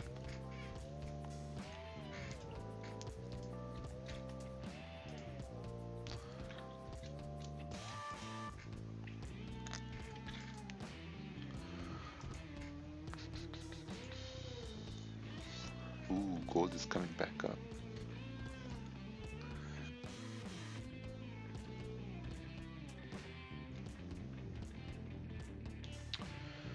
How do you feel if it stop loss and run to your TP?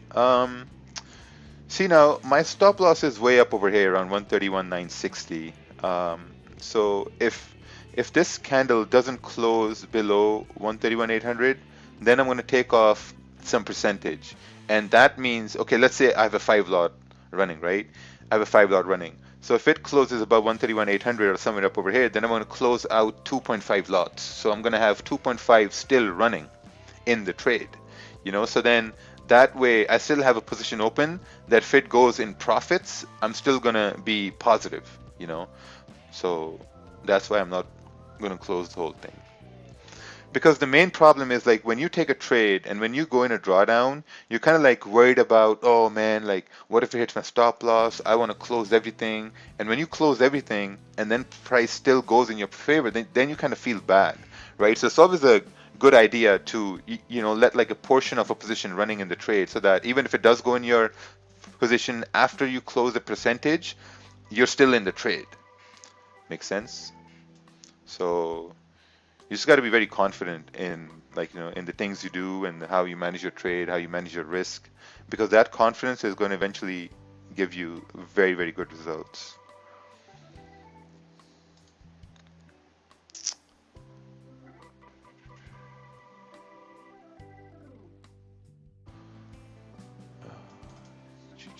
Hi Rakeel, I'm waiting for the new version of the Magic Keys. Greetings. Oh, greetings. Yeah, I think it's I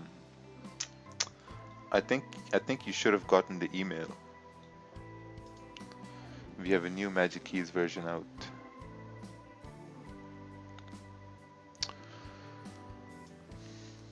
When you cut a loss early, do you keep the same target or let the small price run further? I generally keep the same target.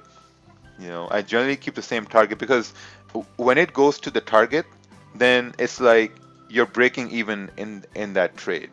But if it goes a little bit higher, then you're in profits. So essentially, you have really, I think you've managed a losing trade into a winning trade. Because the reason why people close positions early is because they think they'll take a loss. That's the whole thinking, that you think you're going to take a loss.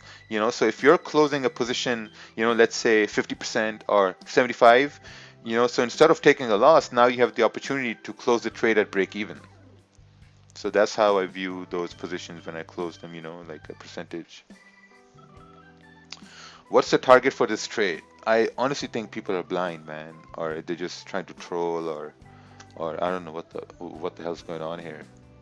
But people are sending me messages, hey, what's your take profit? What's your stop loss?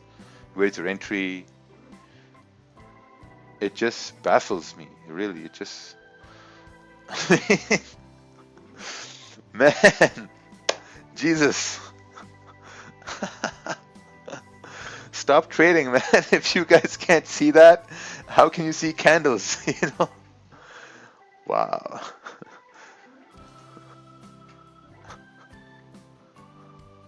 If is gold going to go up? I have a 0.01 lot running. Yeah, sure. I mean, it looks like it. 30 minutes going up here. If US 30 is going down, that means gold should continue going up, I guess.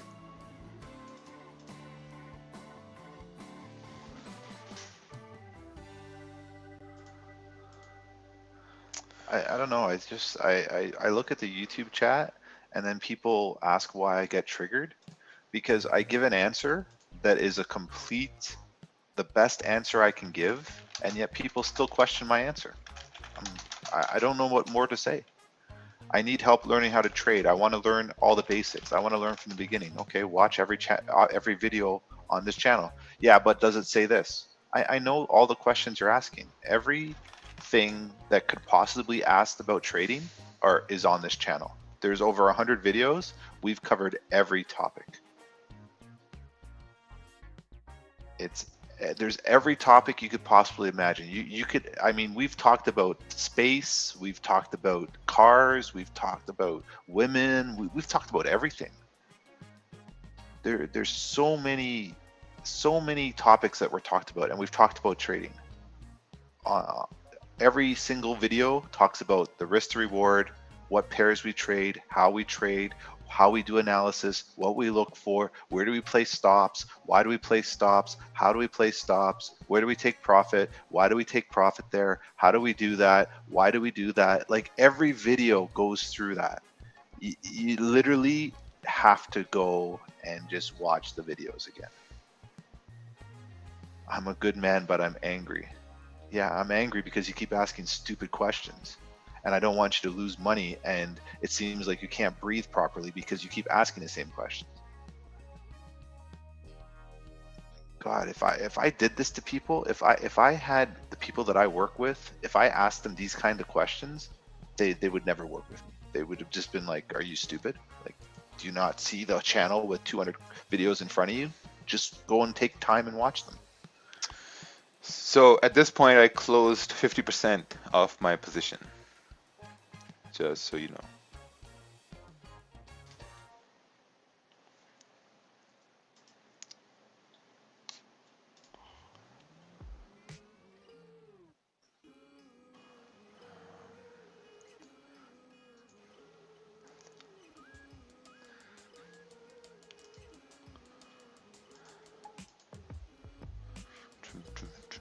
I just find it funny, Ted.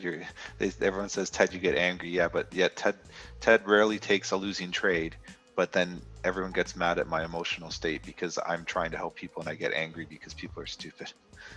I don't know. I'd look at the guy that's trading and making money and be like, I guess there's a reason why he gets this frustrated.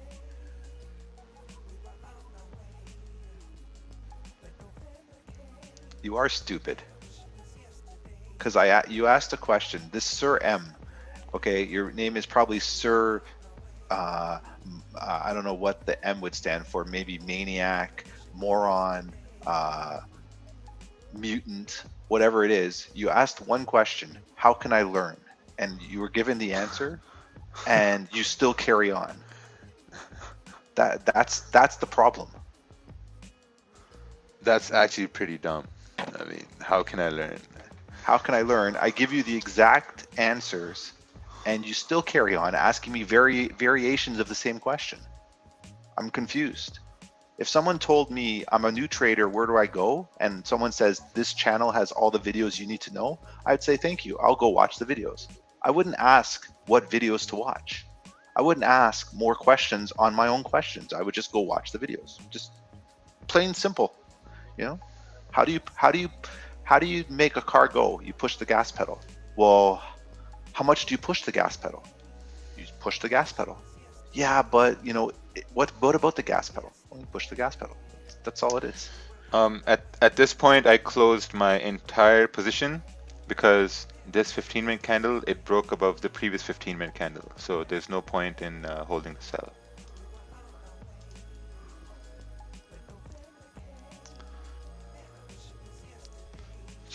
Just so that everybody knows.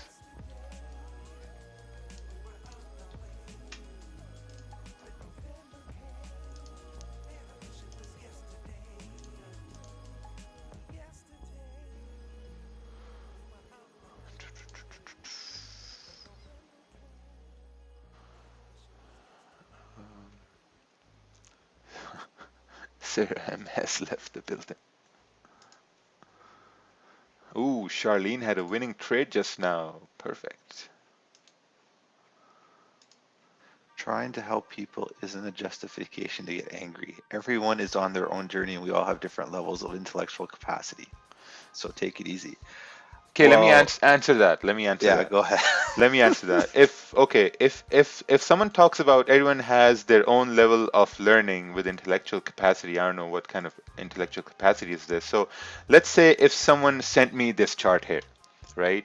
And if someone said that, okay, so my entry was over here and my exit was over here. And then someone asks, okay, well, where was your entry? And where was your exit? And if you see this here in the chart, and then someone says, oh, everyone has their own way to learn, I mean, then I don't think you should be trading enough. I don't think you should choose trading as a hobby or as a pastime, because if looking at where the entry and exit was, even though it's written here, if this is gonna get difficult for you, man, trading, I don't think you should pursue trading at all. This is not just being mean.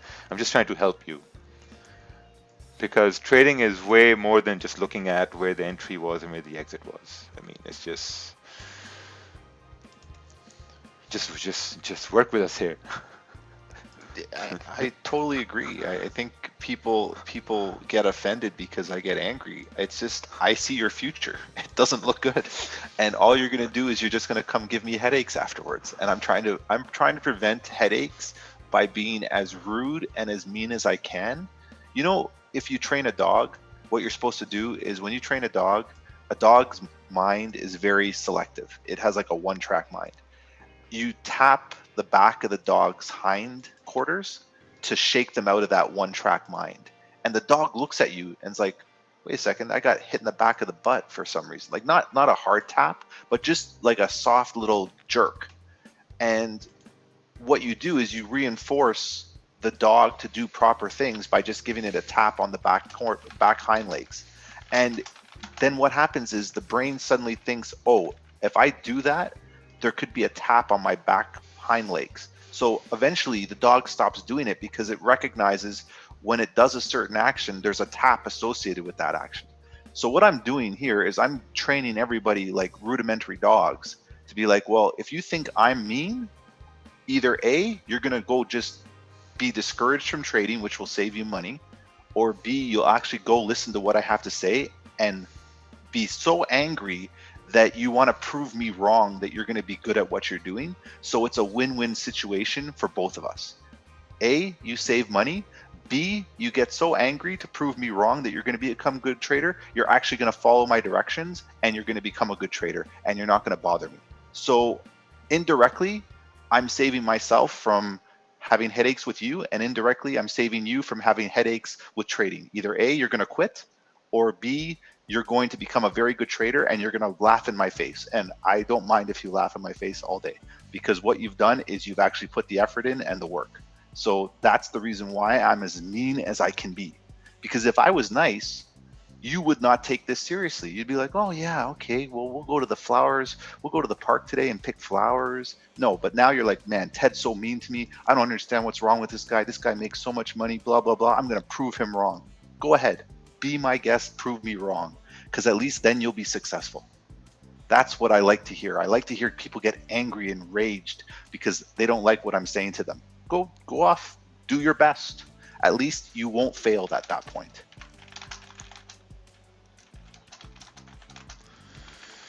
Yeah, sometimes people just need tough love, and some take it the negative way. Mm-hmm.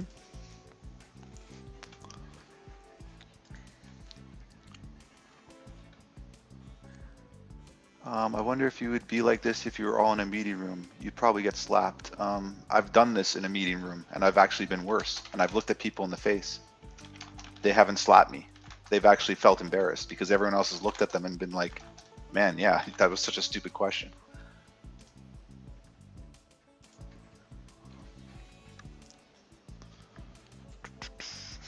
Hello, on GJ, why didn't wait until the candle closed below in the lower time frame, then you put a sell position? Oh, I already talked about that. I exited when this 15-minute candle broke the high over here.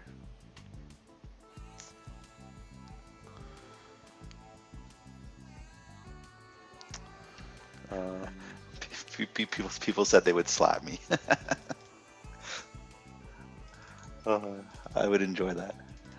I don't think when people meet me, that's the first thing that they want to do, but that's okay.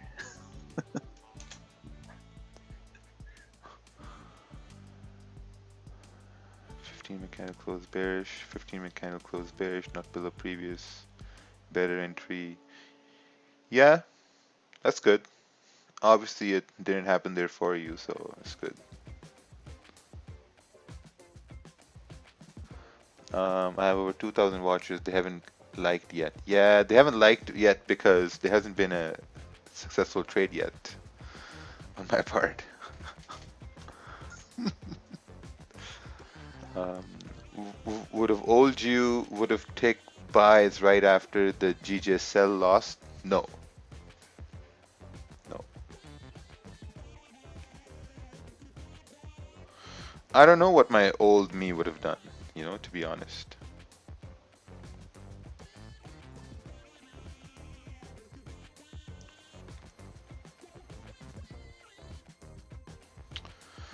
But I still think it should continue bearish. See, it made a high over here. The high was below the previous high. 15-minute is now, it's time to break below 131,800. So if it breaks below 131,800, it should continue moving down. In my whole time in prop trading, never have I come across such dash questions like the ones on YouTube. Oh, You haven't been on yeah. YouTube long enough. Yeah, you haven't been on YouTube long enough. It gets worse.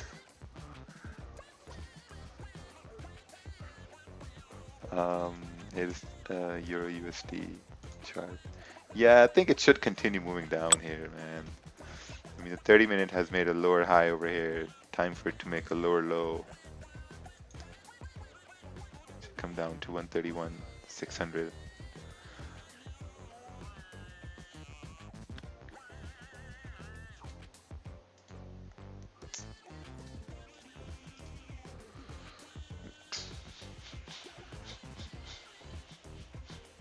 Yeah, this market is not fun today. I'm looking at US 30, and in my idea with US 30 right now, um, I tend to think that if you go to the hour chart,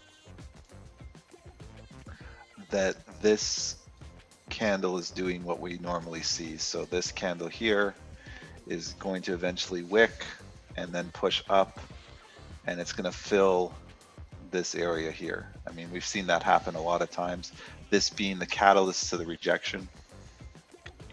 So this is the catalyst to the rejection from the downside to go up. This is the initial push up, and then this now candle continues going back into this area over here. The issue or challenge with that is the pre-market data doesn't really support a push right now. It's not very strong. So that's where I see that there's a potential issue. If this was a currency pair, I would tend to believe that this would get filled. And I would probably place buy stops over here and then take profit over here and grab this range with no drawdown. But because it's not a currency pair and it's an indice, I don't think this is really good right now.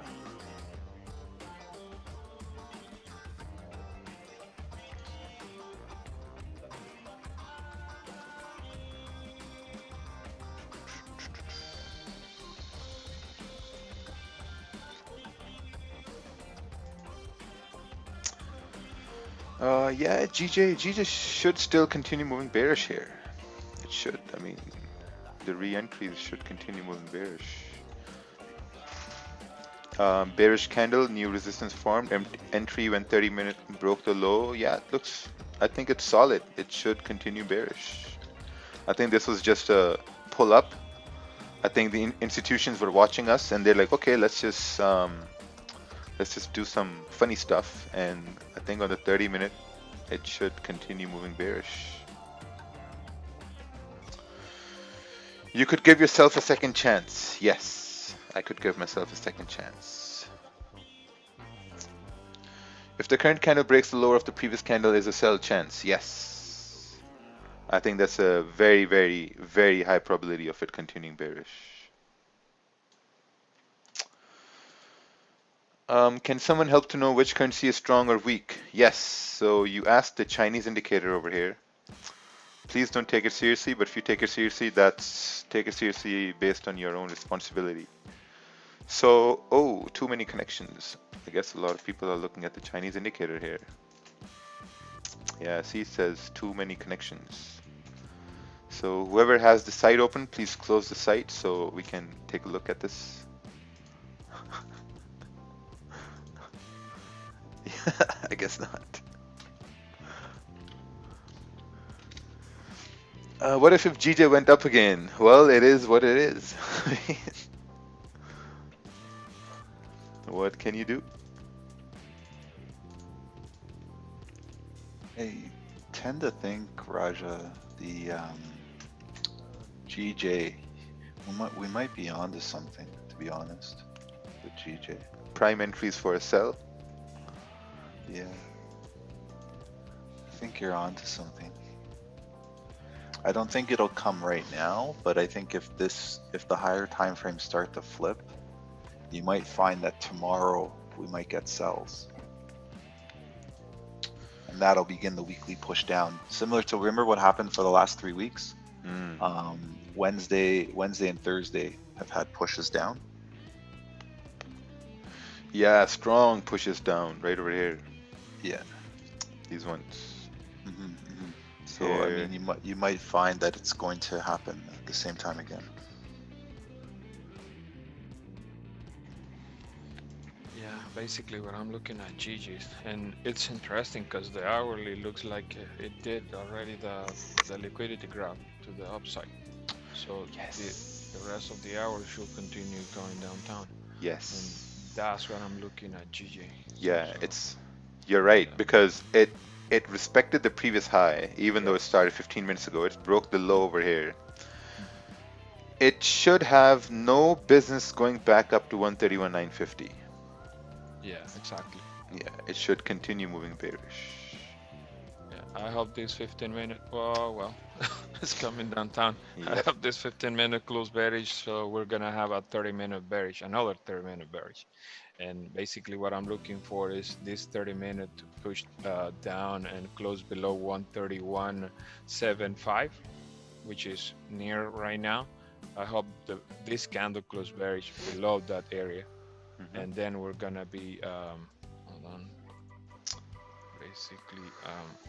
Basically, I wanna eliminate this area right here. The And other anything thing, below yeah, here. so the other thing that will support that as well is tomorrow the Bank of England governor is speaking. And Okay. he's not going to really have any good news to talk about with the economy, similar to what's happening with the US. So this prop up might be, like, not obviously here, but just in general, might be the setup for the dump for the rest of the week. Because now the Dow even swapped too. Like, wow, the markets are having fun today. The Dow flipped negative, so that's US 30 pushing down. So we didn't break above that 600 level, so that's pushing down. Wow. If we break below 460s with the Dow, you might see us go back down to 330. I agree, because it's gonna be a clear move. It's Yeah. not traffic. Yeah.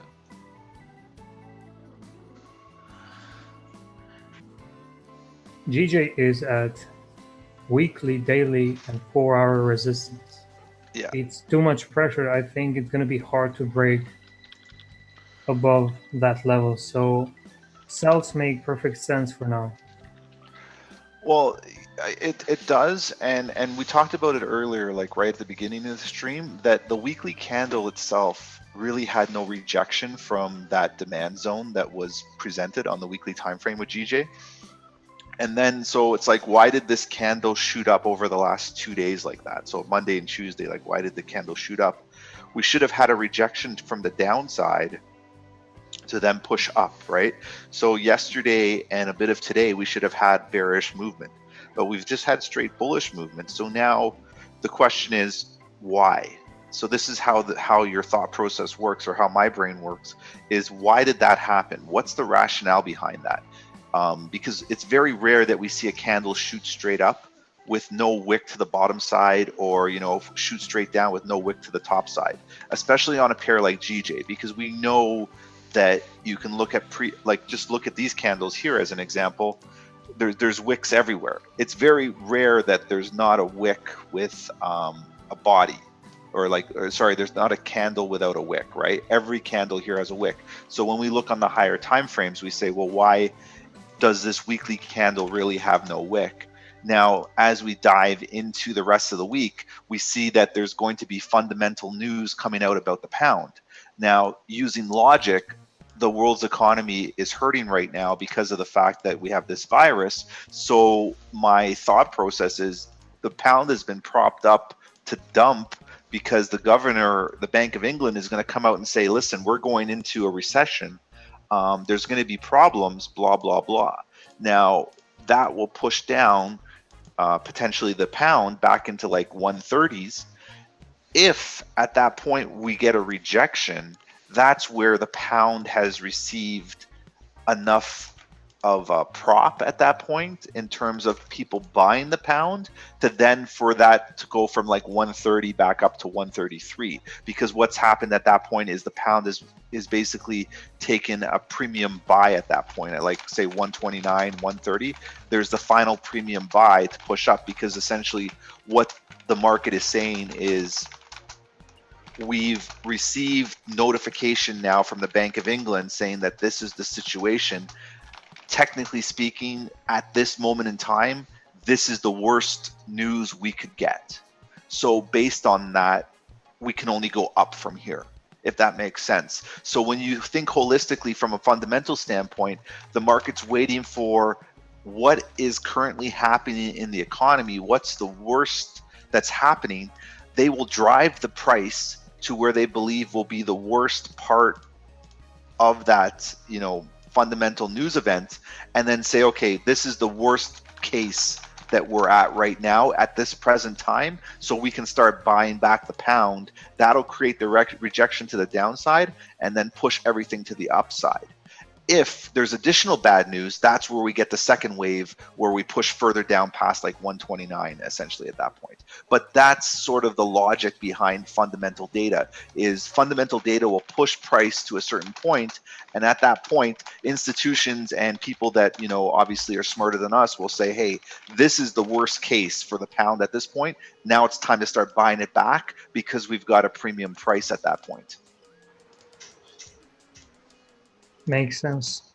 Yeah, so that's what I'm potentially anticipating. If this indeed is the case, then that weekly candle will potentially flip or pull down a little bit. I think at least we need to have a small rejection before pushing more, maybe, because just based on the previous history, every time price went there, we had massive rejections or moves. Right. So I'm just expecting the same, at least, a push to the downside a bit, maybe at 131.500. But I said previously, if weekly goes above the previous candle, that just indicates to me that there's going to be another push to the upside. But as long as it stays below that, I think there's chances of rejections. Yeah.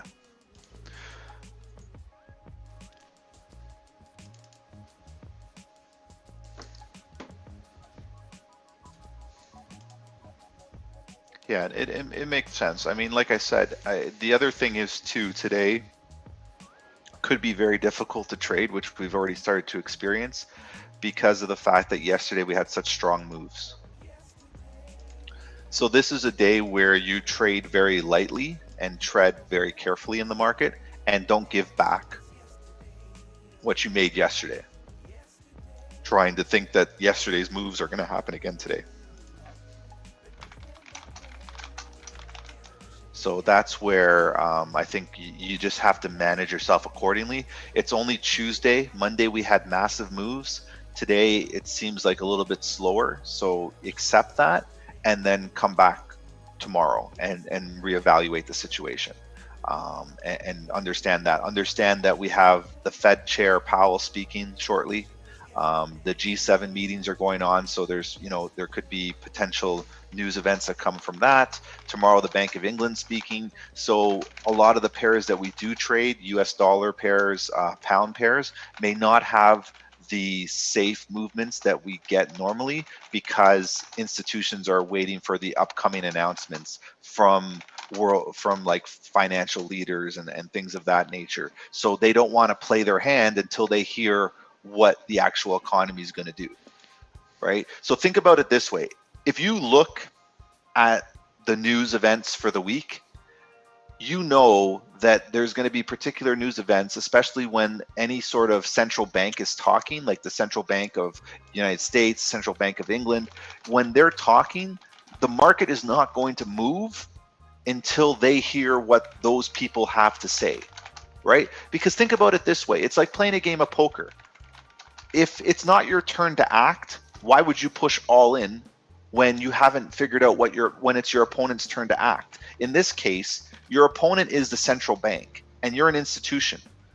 You don't have to play your cards until they play their cards because they're the ones running the country. You're reacting to the way that they're running the country. So if you see that there's a bunch of news events for a particular country that are, I would say that have strong economic impact, interest rates, statements about the economy, statements about sort of the way GDP is set up, things of that nature that have a very hard impact to the country. Why would the market start moving until they've heard that idea? So you have to wait and see how that idea is absorbed by the market and then react based on the market's reaction to that event. So tomorrow we're probably going to have a bit of movement with the pound because of that reaction. Today we're going to have a bit of movement with the US dollar because of Powell speaking. These are things that you have to put in the back of your head and say, hey, listen, the market's not moving as easily as it should. What is the rationale behind that? And that's where you search your FX websites for news data, for calendar events, things of that nature, and you basically just use Google and you type in US dollar news, pound news, things of that nature, and you'll get the answers that you want.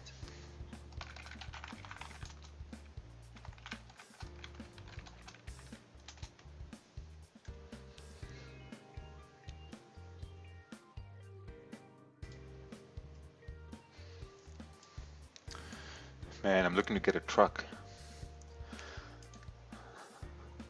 This new one. Wow, very nice. Welcome to the truck club. Yeah.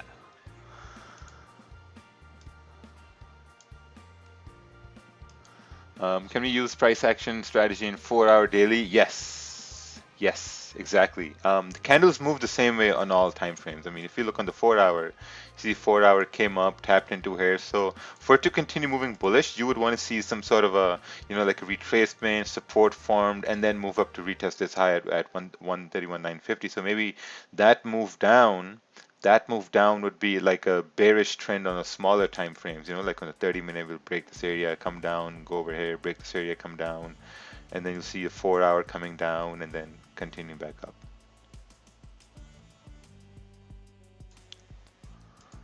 So we'll see. Get in Audi R8 and wrap it. I don't like low cars. I think low cars, they give me some sort of paranoia that someone might run over me. It's just too low. This is nice, man. You put a 4-inch lift kit on this. Oh, you're solid. Oh shit, trust. 4-inch lift kit with chipset and cold air intake. Wow, this thing is a beast. K&N intake, and then you can opt for the, there's a cutback called Yeah. border. Man, I used to work on the oil rigs, and most of the people there, they had souped up F350s.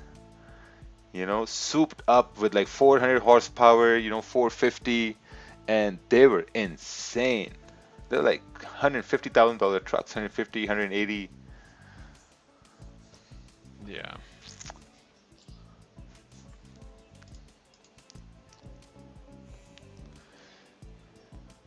So basically, you don't like Toyotas anymore. Toyotas, they don't have that mean face. Ford has a Yeah. mean face to it.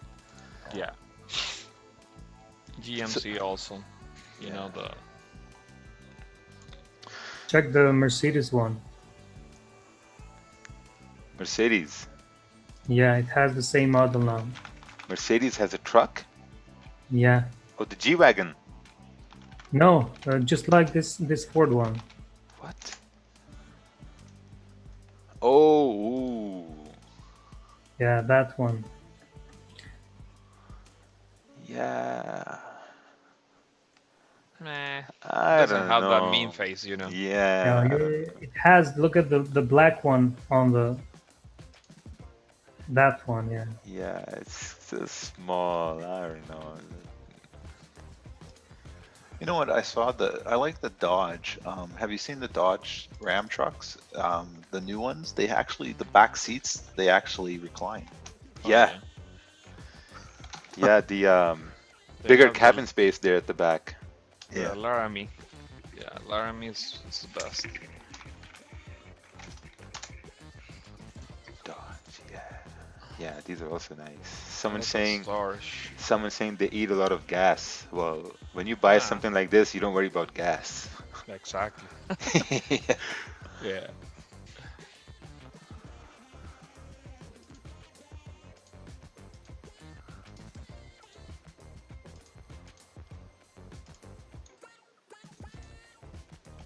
You know what I haven't seen in the UK? I haven't seen any trucks like these. Oh,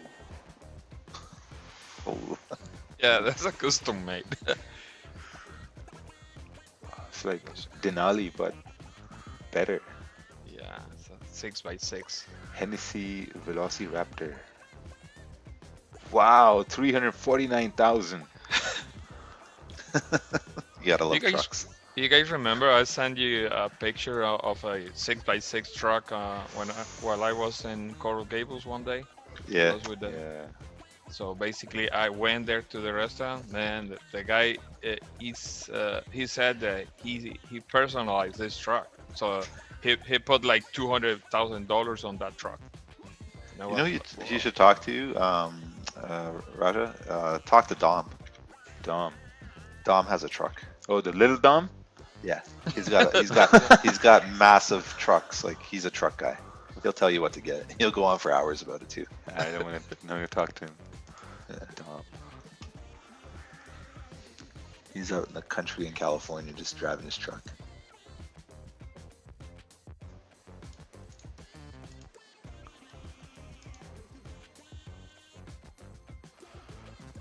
You Americans need big trucks to compensate for something. No, I'm a pretty big guy, so I think a truck is nice. It's like the little Thing. guys. Yeah, that's the thing. I'm not a small pussy. I'm a big guy, 6'2". So how Small- the fuck I'm Hey, gonna you're not fit in a 6'2". Toyota Tacoma? You're shorter than me. What do you mean? Nah, hell no. You're s- No. you- Nah, I'm 6'2". Oh, wow. Ask Ted. Yeah. Maybe it's the hair. I don't know. Oh man. Well, if I use Kim Jong Un shoes, it's gonna be Uh, Ted size. 6'4". yeah, this is where trading stops. There's nothing else. Yeah, basically that's why I wanted this 30-minute, the previous 30-minute candle to close bearish below that area, but you see it's rejecting that area, so it means it's gonna create another range later on to start moving, but I'm not gonna touch it. I'm not gonna risk it.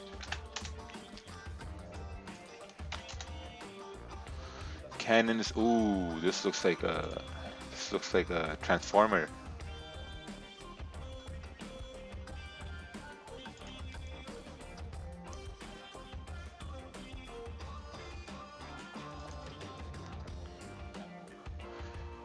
Toyotas are pretty big. Like they're very, very durable. Yeah, they are reliable, but Very reliable. yeah. Problem is once it start breaking, oh man, it's a pain. Everything is expensive. It's not like American trucks, you know.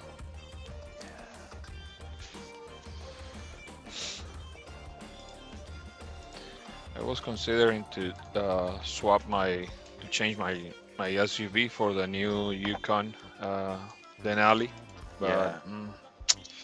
I don't know, man. I'm still happy with my truck. Oh, Monty sent this truck. Yeah, Monty. Old people like this truck. Yeah, Viper engine. It's amazing. It's pretty fast. Fast. Yeah. Oh, this is a racing truck. Yeah, the Real. SRTs. Yeah. Yeah. Oh, the original Viper was built with a truck engine in it because Dodge couldn't build proper sports cars. So what they did was they took their engine and basically built a sports car around the engine. Like they didn't actually have proper performance because Dodge has mainly been a truck company. And when they built the Viper, the original Viper engine was from a truck. So it was a truck engine in a car. And then, they refined it over the years as well.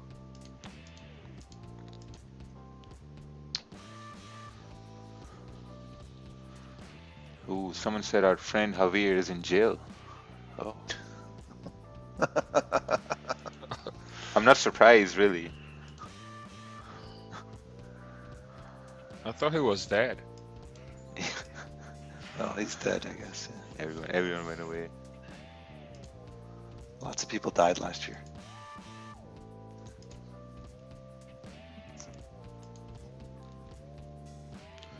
Super Duty mods. Yeah, you see Ford has really, really made their front end look so super nice. Yeah.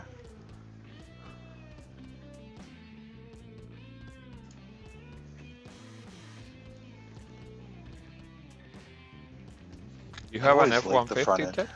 No, I've always wanted a Raptor, Mhm. just to drive around. Mhm. Just because I always liked the front end when it had the big Ford wording on the front. It Mhm. always looked nice. Yeah. I can't justify buying a pickup truck because I don't really do anything that I need pickup stuff for. Like my SUV sort of covers all the pickup truck stuff. Like when I go pick up things from Home Depot and stuff like that, I just throw it back in the back of the SUV. Mhm. So I just never really had use for a pickup truck. I think if I had a ranch, then I'd buy a pickup truck. Oh man, those trucks are beautiful. The inside is amazing. The King Ranch. Yeah. Damn. Look at this interior. So Yeah. nice.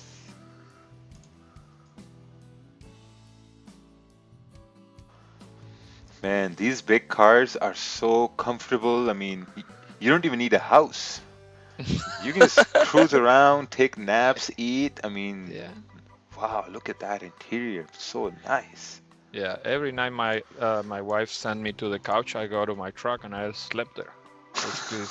It's better than my couch.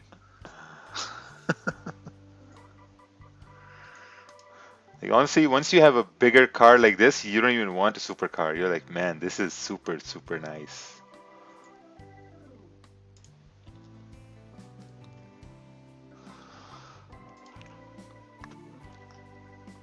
That's carbon on the shift over there. Yeah. Very nice. Lamborghini Urus. Everybody Ah. wants a Lamborghini.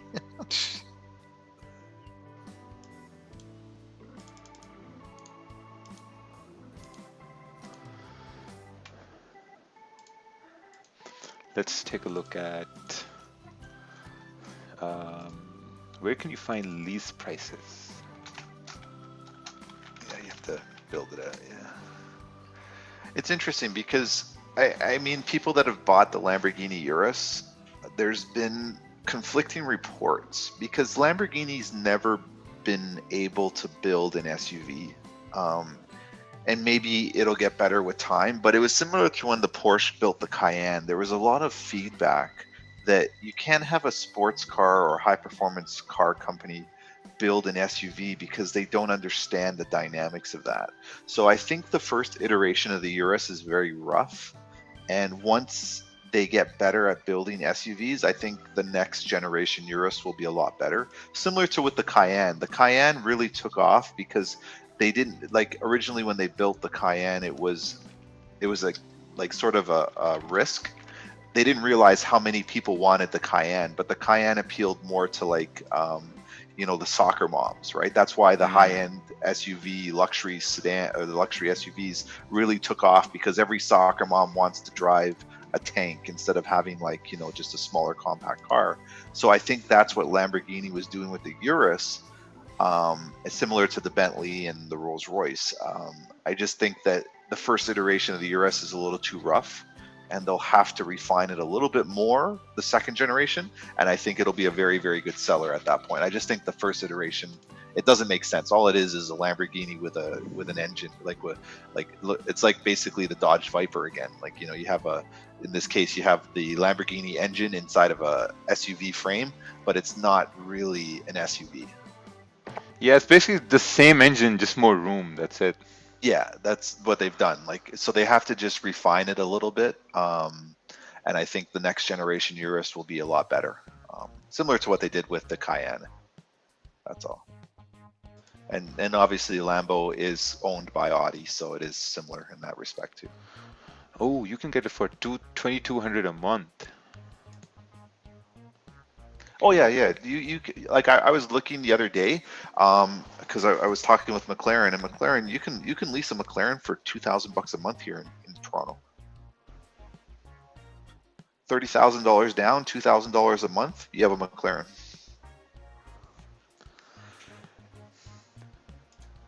Damn.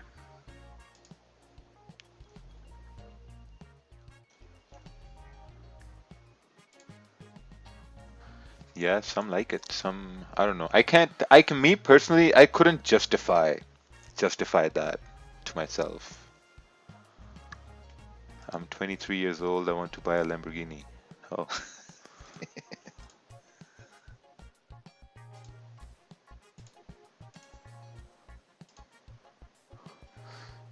Macans are cheap. I thought they'd be like above 100,000, but they're like No, 77. Macan is very small. They're like the Audi A3 or the Q3 Oh, okay, or okay. the X3. So like if you look at SUVs, the X5 is the same as the Q5 and the Cayenne, and then the Q3 is the same as the Macan and the X3, and then obviously you have the Q7 and Q8, which are similar to the X7 in BMW.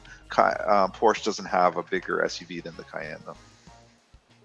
I really like the Q8. The Audi Q8 is actually really nice. It's a really nice vehicle. Yeah, Q8 is pretty nice. Like they've basically changed the whole shape in Q8. Yes. Q8 2020. Q8 A8. Like look at this. This is monster. Yeah.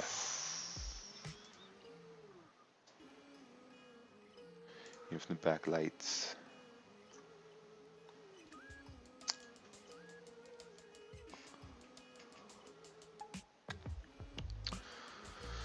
So GJ is still ranging, and US30 is still ranging, and gold is still ranging. So see, nothing happened. Yeah.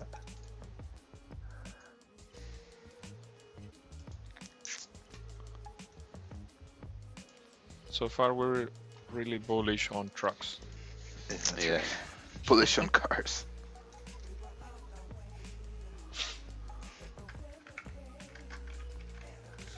I'm here to copy trades, not to watch browse cars on YouTube. Well, right now you're copying us all trading because we're not taking any trades.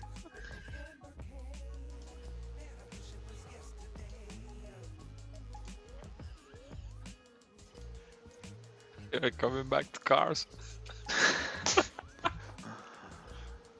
Rakeel's doing math. Yeah. Yeah, I was doing math. I was doing math over here.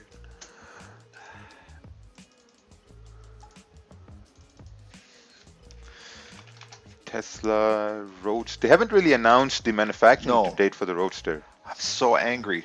I was at Tesla the other week when I was getting my rotors and my brakes changed. Everything changed, and I was like, "When's the car coming out?" And they're like, "Yeah, we don't know." Someone should tell Elon Musk to stop thinking about neuron links and start getting this done first. Yeah. This is stuck in the middle. I mean, I'm sort of happy that it's not coming out because I mean, you wouldn't really like. There's nowhere to go anymore because everything's closed. But it's just like I want to put my deposit down so that I can buy it. And like I every time I go there, they always tell me they're like, "Nope, sorry, can't." 2.1 seconds. That is super fast. Trust me, your brain is gonna suffer if you pull the trigger on that. Oh no, I've already decided. I'm already buying it. Like my money's already been put aside for this car. Like I literally have it in an account.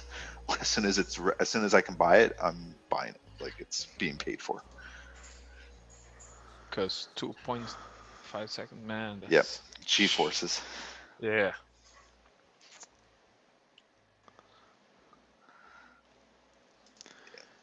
Yeah, that'll be interesting.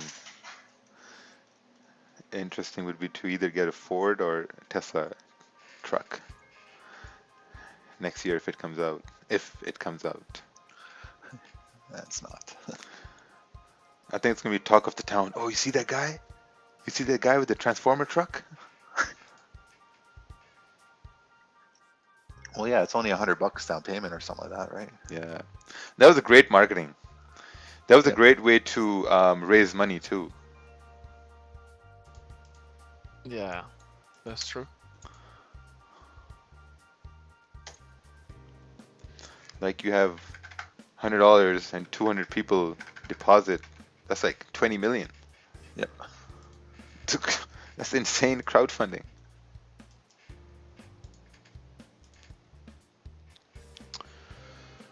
GJ looks like it's continuing its bullish momentum.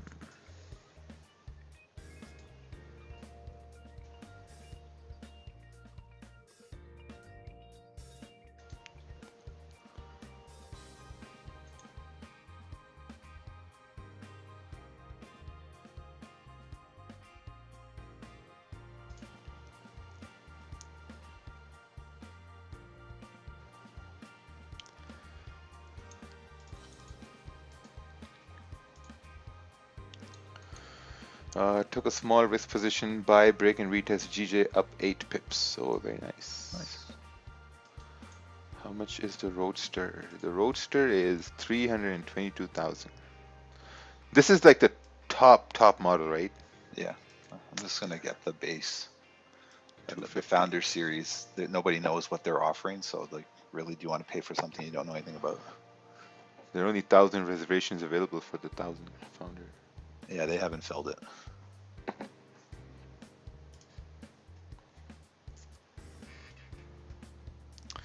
Due today 6,000. Due within 10 days 58. Oh, so for 66,000 you can reserve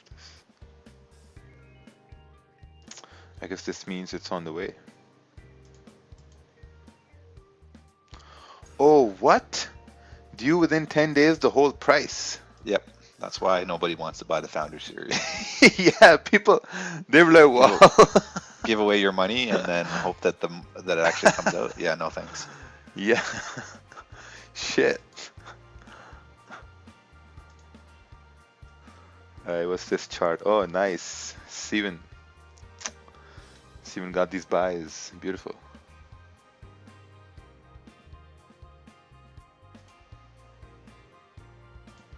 Yeah, I think that was a pretty good buy you got there, Steven.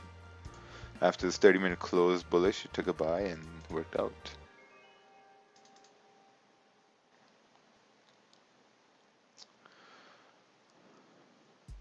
Yeah, I haven't taken any trade. I took one trade, closed in a loss, and that's about it.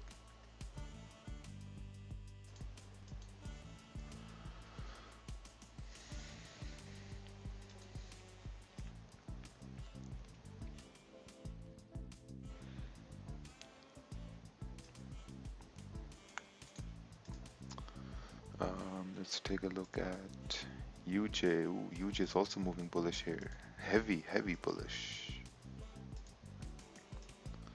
I think UJ was the trade of the day. Too bad I don't trade UJ anymore. Just straight bullish guns here on UJ since 6 a.m. Bullish guns. Higher highs, higher lows. Wow, Yeah. 40 pips.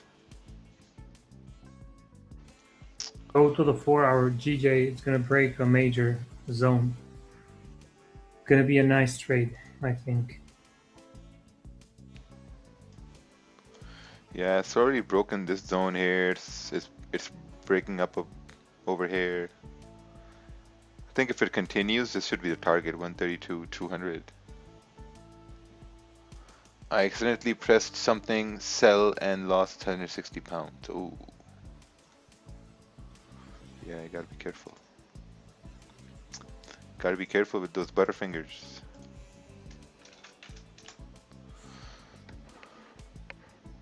Oh wow, Nicola Badger truck. I think this is a concept truck. Yeah, this came in with competition with the Tesla truck.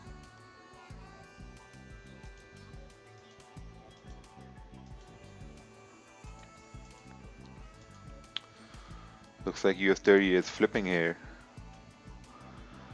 Yeah, I'm 30. watching the futures. Oh, someone's saying they're in major profits.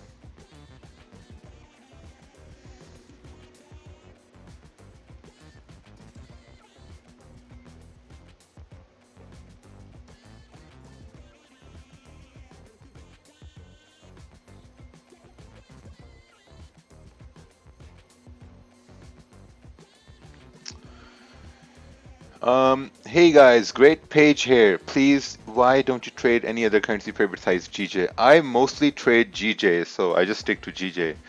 There are people who trade USD JPY, Euro JPY, Euro USD, so they send charts. So that's how we do it. Um, so that's the thing. Like if you come on, you need to send a chart, and then we're gonna take a look at your chart and give you like advice, give you feedback on it, and that's how the rules work over here. Because the main thing is I only focus on two pairs, like GPJPY. I think mainly one pair now, GPJPY, US30. I'm gonna look at it maybe sometimes now, but that's about it. See, someone sent a chart, and we're gonna take a look at this chart now. And this chart is gonna be let's take a look at this chart. This is GBP USD waiting for this 30-minute candle to close under support to take sells. Makes sense, makes sense. Fill this wick over here, clean candle. Yeah, this makes sense.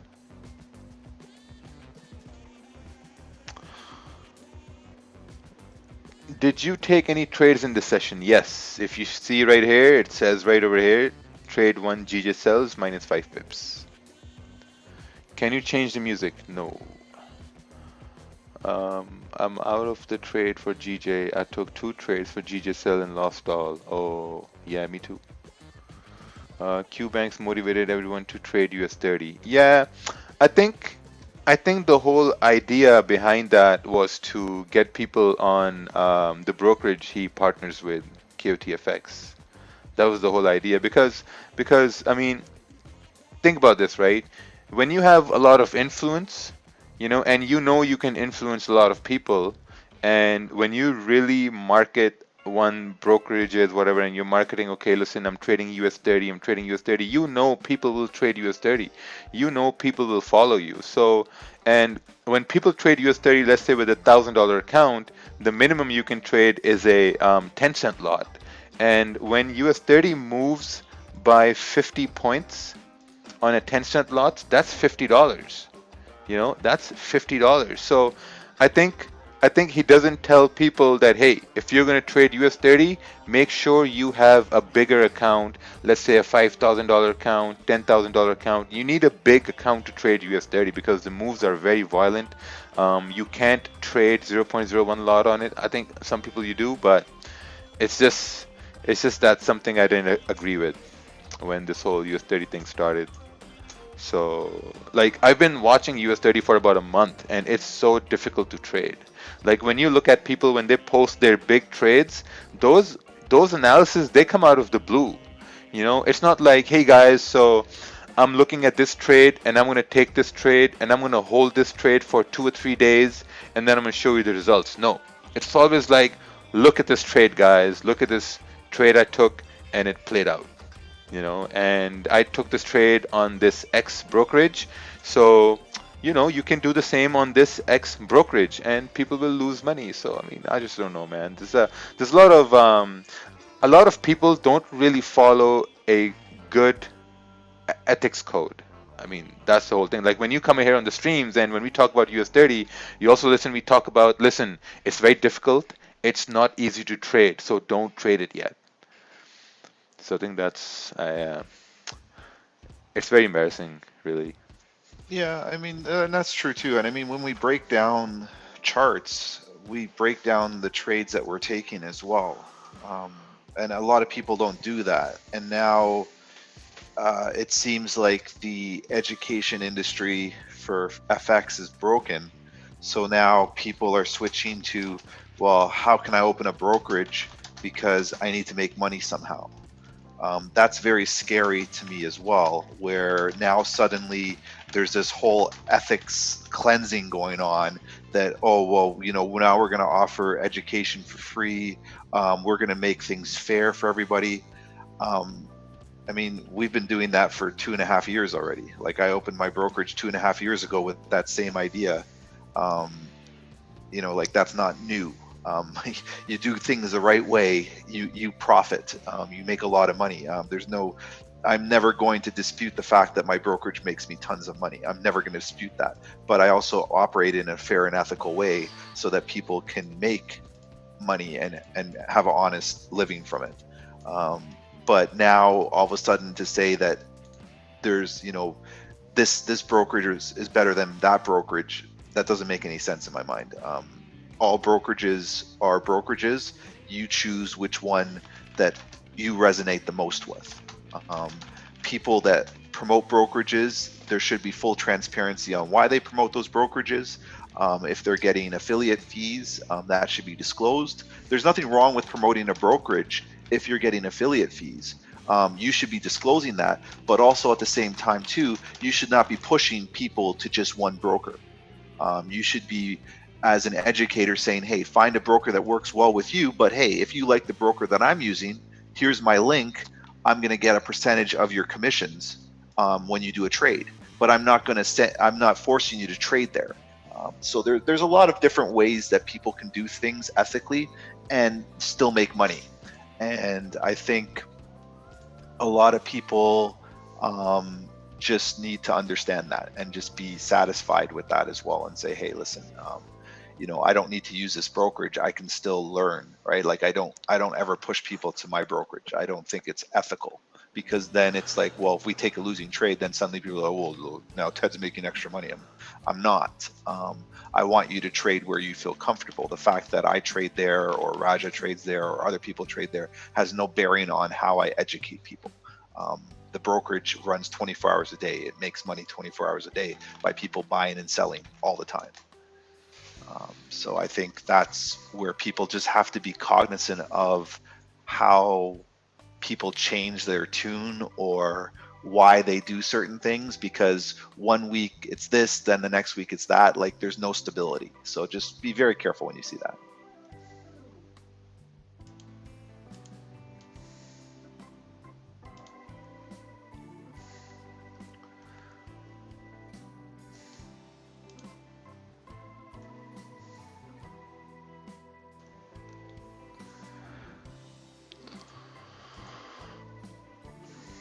Uncle Ted posting his profits is unethically proponious broker. No, not really. Um, I think I've always posted profits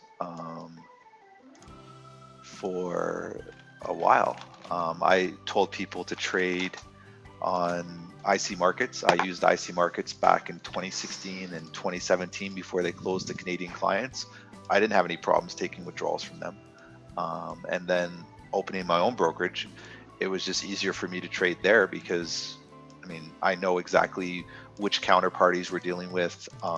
I know if there's any trade issues, I can get resolution right away. And I've done that for a lot of clients. So it was just easy. Like, I mean, why put my money somewhere else? I can just put it there. But I would never tell anybody to trade at my brokerage if you didn't feel comfortable. And I wouldn't stop helping somebody just because they don't trade there. That's the silliest thing in the world. The idea behind trading is to make money. So go where you're comfortable and make money where you're comfortable, and let's make money together. This is the only industry in the world that we can all take the same trade and we can all profit, and we're not hurting anybody. We're hurting banks, but banks are just managing that risk. So I mean, this is a great way to generate income because we can all work together, share ideas, share analysis. You can execute on your own analysis, and it can be totally different from someone else's, and you can still be profitable. How would you have entered the buy? Yeah, if I was to enter the buy, I would have entered at when this 15-minute candle closed above, keeping the stop loss below the 15-minute candle. That's how I would have entered the buy.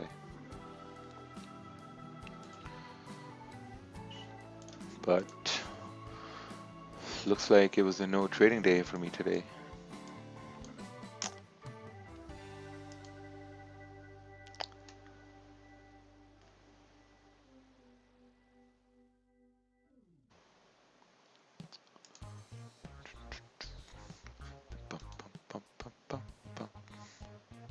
Oh, what's this?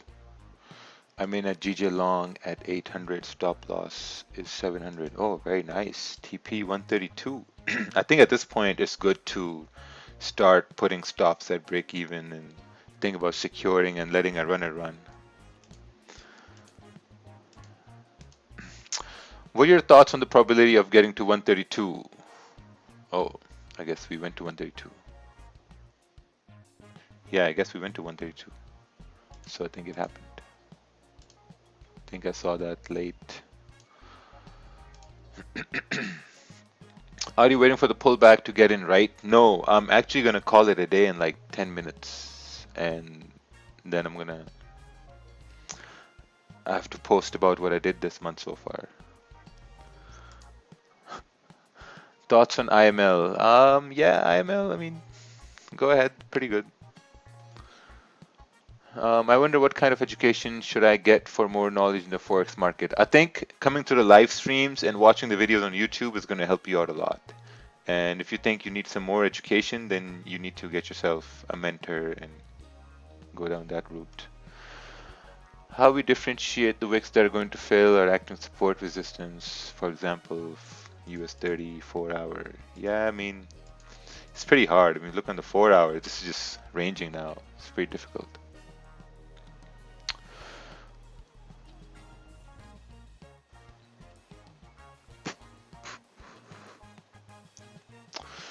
Don't follow this stream. I learn on your own, understand the market. I would suggest market makers. Yeah, go to the market makers method. Market makers method, you're going to learn a lot. And the market makers, all right, let's take a look at market makers. I come from there. You're gonna suffer. Trust me. You're going to suffer. You're gonna suffer a lot. Market maker method. No such thing. There's no such thing as the market maker method, you know, because market makers, I mean, think about this. Market makers, they make the market for you. Why would they want you to know how they make the market for you? Why? Just ask yourself this. Why? Why would they do that? You know, when people talk about, oh, I trade with the banks, You know you don't trade with the banks. Banks don't tell you how they trade. Banks, I mean, it's just this man. I'm gonna use the big word right now. It's that thought process is so asinine. You know, it doesn't make any sense. Market maker method, trade with the banks, institutional order flow. I mean, those big words are just meant to make someone seem very professional and see what they're doing. You know, like I mean, institutions don't want. No one knows how institutions trade. He seems Steve Mauro, market makers. Oh yes, yeah. Go ahead. That's pretty Go good. ahead, buddy. Go ahead. It's pretty good. I mean, I started okay, so I'm not a very smart guy, you know, I'm not very smart at all. And when I started trading, I looked at so the one thing I really looked at was like, you know, in the beginning what we used to do was we used to be like, okay, well, like retards, we're just gonna wait for 4 hour to come to a resistance and then we'll just sell. Or the 4 hours is gonna go to support and then we're just gonna buy, and if it hits stop loss, hit stop loss. If it goes in profit, so be it. And that's how we were trading, and it was working for the most part. And then I started learning about I forgot where I was going with that, but yeah, like I'm not that smart at all, you know. Like oh yeah, so I started learning about Steve Morrow, the market maker method, and how those things move, and I just got really confused. I think I looked at that for about an hour, and then I was like, yeah, this is really hard, man. I don't know. This is really confusing. And the best learning I got, honestly, the best learning I got was from watching candles move, how candles are moving, if supports are being broken, what are candles doing at that point. You know, like because if I couldn't understand candles, I couldn't really understand different ways to trade, because different ways to trade, like institutional order flow, whatever that is, order blocks, I don't even know what they are now. Pivot point, like all those things are based on how candles move on all time frames. You know, and if you don't understand how candles move, I mean, then it's gonna get really hard for you to understand Fibonacci's, trend lines, you know, Bollinger Bands, Ichimoku clouds, and all that stuff. So, I mean, the reason we do this is so that you know how I trade, or you know how, you know, Ted looks for positions, or Kervin looks for positions, or even Monty now does the webinars. So it's just you just have to take the good with the bad. And the good about these streams is like most of the times we have winning trades, and the bad is that when we have a losing trade, people don't know their risk and they lose big, and I lose small because I manage my risks.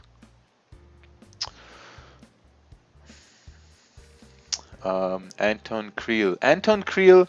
See, the thing with Anton Creel is he does talk about, like, you know, like a bad business practices for brokers. He does talk about how educators have bad practices as well. And but at the end of the day, he is an educator himself. You know, he sells courses as well. And all right, let's take a look here. Anton Creel course. It's pretty expensive. It's not cheap. Anton Creel. Yeah, it's $1,400, you know, and that's like, and he says that's industry average. It's $1,400. Where's it? Where's the price? Yeah, it was somewhere there, somewhere. I can't find it now. Yeah, it was right here. For a month's, whoa, for 1,400 for a month's access. Yeah, go ahead, buddy. So, I mean, if you want to do that, $9,000 for the whole education. Come on, man. I mean, if someone's a new trade, now this price, this price is definitely not for a new trader. You know, this price is for someone who has money in the bank and they want to spend $9,000. Because I mean, if you're gonna spend, let's say, $2,000 or $3,000 on a course, and then you're gonna start your trading account with $100, how does that make sense? You know, that doesn't make any sense at all. I mean, your education should be directly proportional to the funds you have to trade. That's what I think. Oh, someone was talking about this market maker method. Oh, Nemo, yeah, we had Nemo on the live stream once. We had Nemo on the live stream once. You know what happened here? Someone might say, "Oh, we were being negative and this and that." No, when you talk about facts, it's not talking about being negativity. So what happened was we had Nemo on the live streams, talk about different way he trades and this and that. So he did his best to promote himself on the live streams. And I'm like, okay, you know what? Like you can come to the live streams and you can promote yourself. I don't mind. Like you might get people sign up with you. It's okay, whatever. He did that, and then after a week, he blocked me. He blocked me. I'm still blocked. He blocked me for some reason, and I was like, "Wow, man, why? Why would you do that?" So that's what happened with Nemo. He blocked me after that. So I think, and then he started his live streams. Oh yeah, and then Nemo started his own live streams too. To maybe so like okay, so when people talk about Wix don't lie live streams or Forex Family live streams, these live streams are like Walmart. When you have a mom and pop shop, when you open a mom and pop shop right next to Walmart, what do you think is going to happen? It's not going to run. Walmart's just going to eat it alive. So he started his live streams, and his live streams were for $120 a month. But he would only live stream on Wednesdays. So there would be 4 live streams out of the month, and you would pay $120. And they would start from, I think, 10 or 9 till 12, or 10 to 12. I forget what was the time. So that maybe lasted for like about a month and a half. And then he had to give up on that project because he moved to Colombia, and he thought that maybe those live streams is gonna pay for his stay in Colombia or whatever the case was. And it didn't last long. Yeah, Because I think yeah. To that point too, Raja, people don't like putting in the work. And I've been a proponent of this, and you know this as well. I mean, we've accepted everybody with open arms. Anybody who wants to work beside me, I've always cheerleaded, because I believe that not everyone will resonate with me, as an example, right? So, people look at me and they're like, I don't like working with you, Ted. I want to work with someone else. So I've always tried to align myself with other people with different ideas or different strategies, so that there's like a bucket shop. Like you can go and speak to like 3 or 4 different people and get 3 or 4 different ideas to help your trading. This is the only industry that I see that people are constantly getting angry at each other, and for no apparent reason, because they don't like what someone else has said. And it's sort of like, why do you even care? And then there's a constant ego thing where people bash me, people bash Rakeel, and technically speaking, I mean, all I do is ask questions. Like the other day I asked, like, why do people put courses on sale? Like, do you think that's fair to previous people? And then people get so offended by that. I'm like, but think about it. Like, if someone bought your course yesterday and now you put it on sale today, they didn't know the course was going on sale today. And now you've just taken 25% more for the exact same content that you sold yesterday. Or the person's paid 25% less today. What, they got lucky? So there's a lot of things that people do that I don't necessarily agree with. And when we call that out, people get angry. And it's like, but why are you getting angry? Just explain why you did what you did. Explain the reason why you have a sale. Well, I have a sale because I think it's appropriate to help people out at this point. Or, I'm having a sale because this is my old content and I'm not using this old content anymore. So my new content is going to be more expensive and better, but you can still leverage the old content. And that's really what it comes down to. People get mad because the truth hurts, and that's fine. Like I'm fine with that. Like, I mean, people come at me, and then when I give them an answer, they get angry at me. They're like, no, that's wrong. That's not what I read on the internet. And it's like, but the internet isn't accurate. Things change over years. Like the whole brokerage industry, there's a massive overhaul happening right now in the brokerage industry. There's new regulations. The way brokers run their shops are changing. There's a whole attitude shift right now because In the early 2000s, or say, for example, like 2010, 2011, when brokerages sort of got bigger, it was, let's see how much money we can grab from clients. Let's put out ads there. Let's, manipulate things, as people say it. Let's do what we do. But that now is shifting because the internet has gotten smarter, right? If you have a restaurant that you constantly get food poisoning at, how long are you going to stay open? So when people start talking about how brokers manipulate price and how they do things, the brokers aren't doing that. The brokers don't generate a price feed. The price feed comes from a liquidity provider. They are the ones that are manipulating price. The broker is just providing you that price. Now, the broker has the opportunity to fight with the liquidity provider and say, hey, that was an unfair pricing. Fix that and give us back our money. But some brokers don't care and they'll let you absorb the cost. So when you look at the dynamics of FX and you look at the dynamics of what's going on, things are always evolving. So what was used back 5 or 6 years ago as an excuse is no longer an excuse now. So hearing the same boring arguments about what you've read on the internet has changed.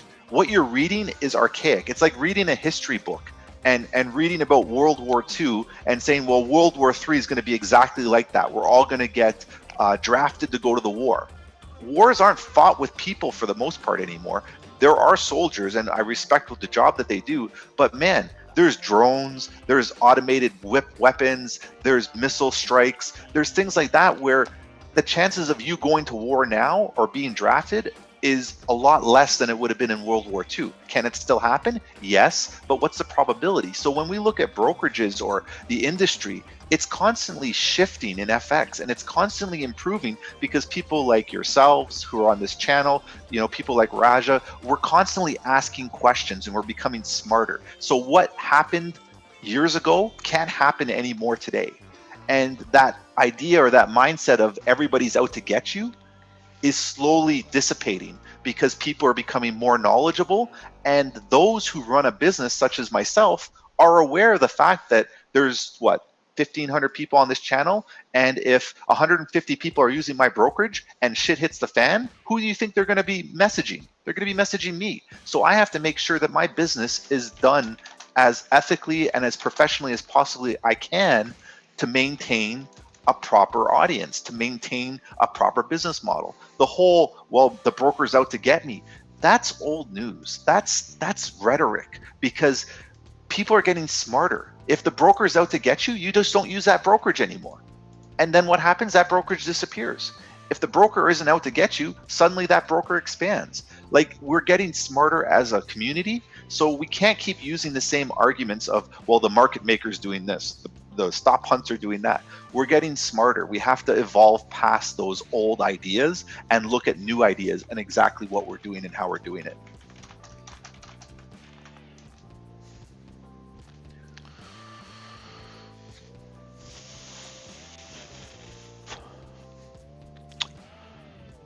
Y'all were wrong about GJ. Yes, I was wrong about GJ.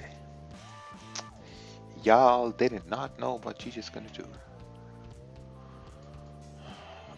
Why did you not close your GJ trade? I think you're in negative. I'm not even gonna entertain that comment.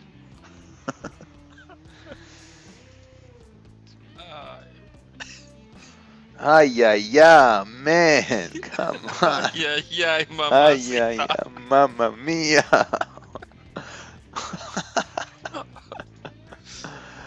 Oh man, the YouTube is like the gulag, man. I know, man. Yeah, I go in there sometimes to see if I can survive getting shot. I know. It's like when people get sniped in the real world, they go to the gulag, they're like, oh, why did we come over here? What do we do now? It's gonna be easier to survive. there's a thing here about brokerages again. Someone has to take the other side of your trade. Yes. So I will explain how the other side of your trade is taken for the 10,000th time. So you have the level of money flow is retail trader, broker, to liquidity provider, to prime bank, to prime of prime. So prime of prime are your central banks, your banks that set price, things of that nature. Each level that you go through has a barrier to entry. And what I mean by that is there's a minimum that you need to play in that space. So as you grow as a trader, or you grow as a fund, if you say, for example, you have $100 million, you're trading at an institutional level. So you bypass the liquidity provider, you bypass the broker, you go straight into the prime bank. And you go to your prime bank and you say, hey, listen, I want to trade FX and I want you to take my trades. The bank will then say, okay, let us see your strategy. Because what the bank does is the bank assesses the risk it's going to take by taking your trades. And what it does is it hedges that risk, or it shifts the risk to other partners that they have. So as an example, if you want to trade with Barclays, you can call Barclays and say, I have $100 million, I want to trade with you. Barclays will turn around and say, yes, we can accept your trades, or no, here's the person that's going to accept your trades for you, and we will be the one that will sponsor this. So we will be the credit party to that counterparty. So in other words, what they'll say is, listen, we have the relationship with the other prime bank, you work through us, we will authorize the trades, and then you get that. So what happens is every bank is playing a big game of hot potato. So when you say that for every winner there has to be a loser, the losing only comes once the trade is closed. So when you win a trade and you close, that means your position is being shifted to someone else, right? That doesn't mean that they've lost money, because what they could be doing is they could be passing that trade to the next party to hold it longer, right? And what happens is the bank, as they take on trades and they accumulate trades, they close off different percentages, they open up different percentages. So they're never fully out of a position. They're always exposed. And what they do is they use other financial instruments. So when you hear about that talking options, that lady that came on and she started talking about options with options, and you got options. That's what banks are using. Banks are using other financial instruments such as options or T-bills or other financial instruments to hedge FX positions, because what they're trying to do is they're trying to maintain a certain level of risk or a certain level of exposure. So as a broker, we are intermediaries. What we do is we have your order, we send it to the liquidity provider. The liquidity provider is like, I would say, almost like a ticket broker, right? Like if you wanted tickets for like a sporting event or an entertainment event, you go to your ticket broker and your broker has all these different prices. He's like, hey, you want Mariah Carey? $50. You want to go watch Manchester United? $100.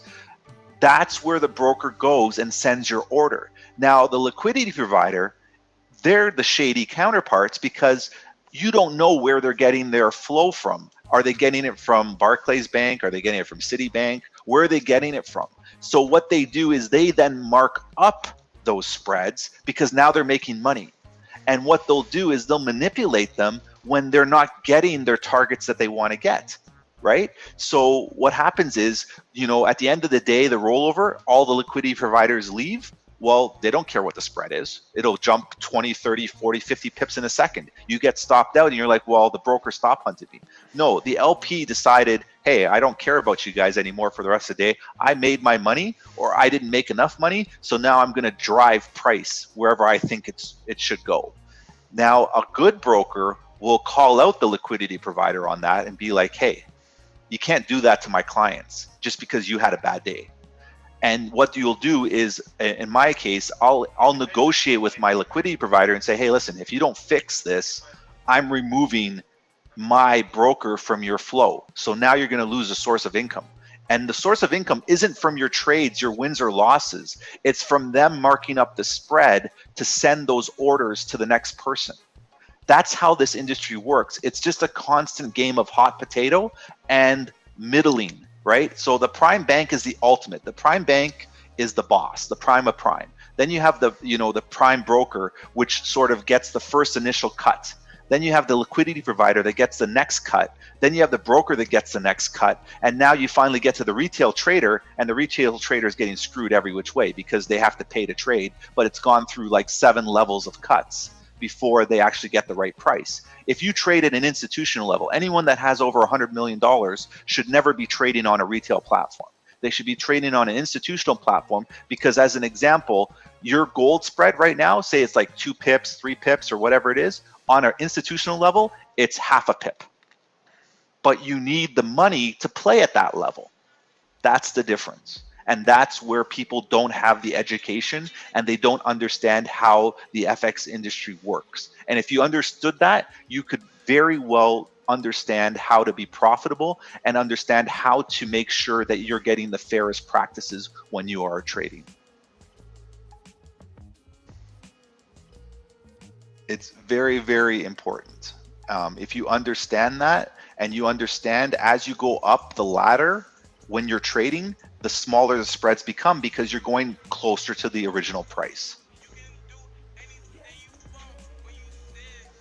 So when people talk about, you know, they're going to have $150 million on a retail broker or $200 million on a retail broker, that'll never happen.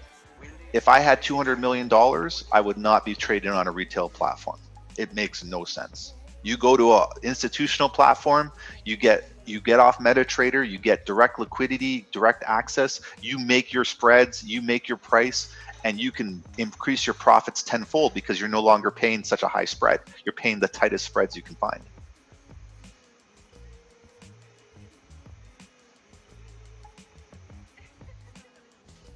There are no books about this. You have to be in the industry to learn this. That's why there's such a smoke and mirrors about brokers, because finally someone who you know owns a brokerage who can tell you all this, because I learned the hard way myself.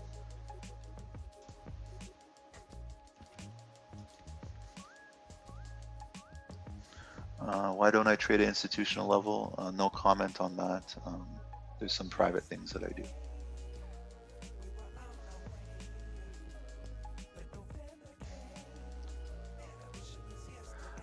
Ignorant question.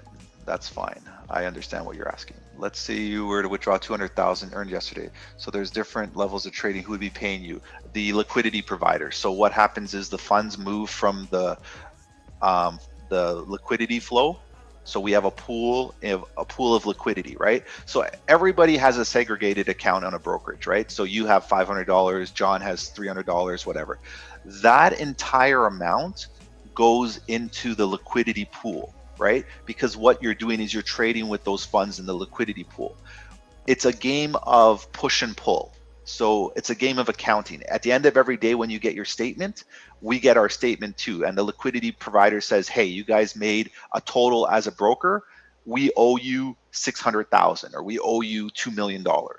And we say, okay, send us the money, right? And then what'll happen is we look at the withdrawals that are coming in, the withdrawals that are going out, and we balance the books accordingly. So you know what? Liquidity yesterday made, say, $3 million. Okay, we need $3 million to come into our pool so we can pay out withdrawals. Today we lost $4 million, so that liquidity now goes back to the liquidity provider, to them. So they're the ones that are paying out. We as a broker just have to make sure we manage the liquidity pool to ensure that your money is being traded in the market actively.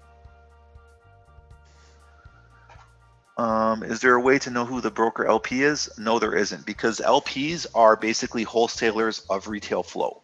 What happens is at a banking level, you have to, this is the problem also with retail flow. Retail flow is very bad and very toxic because it's a mishmash of various strategies. So you can't go directly to one bank and say, hey, I need retail flow, because they're going to laugh at you. Because what you need to do when you get to an institutional level, you have to list out your strategy, and they have to assign a risk to it. So they have to either accept it or deny it. At a retail level, it's always accepted. That's why your orders get placed. But what happens is you get the bottom of the barrel flow, which means anyone will take those orders because they're like, hey, I don't care if you're scalping or swing trading, I just want everything. That's why you get the worst spreads, you get the worst prices, because it's the bottom of the barrel, because nobody really knows what the broker is offering, right? We're offering swing trading, scalping, hedging, whatever, robots, things like that. So no liquidity provider is going to be like, hey, We're going to give you a top tier bank to work with. What they're going to do is they're going to average it out and say, hey, I've got like 8 banks here that will accept it. So give it to me. I'll make sure that your orders get filled, but you don't know who I'm working with. That's sort of how that works at that point.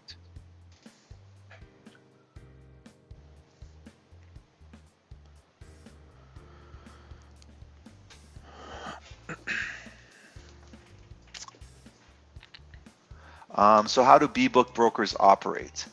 Well, B-book brokers, that's when the broker makes its own market. So what happens is what they do is they open up a shop. They don't have any liquidity providers. They just have a data feed, and all they do is keep taking your money, and it never actually goes anywhere. An easy way for you to figure this out would be essentially to ask your broker if you can have an API feed. If a broker allows you to have an API feed, that means it's going directly to the market, because an API feed bypasses meta quotes, and meta quotes is that, quote unquote manipulated software that every broker can use. So if you actually have a legitimate brokerage, you don't need meta quotes to run trades. You go tap directly into liquidity. So as an example, like my brokerage, if you have fixed EA, which is a trading robot, or expert advisor, you can connect directly to our liquidity. You go through an API, you bypass meta quotes.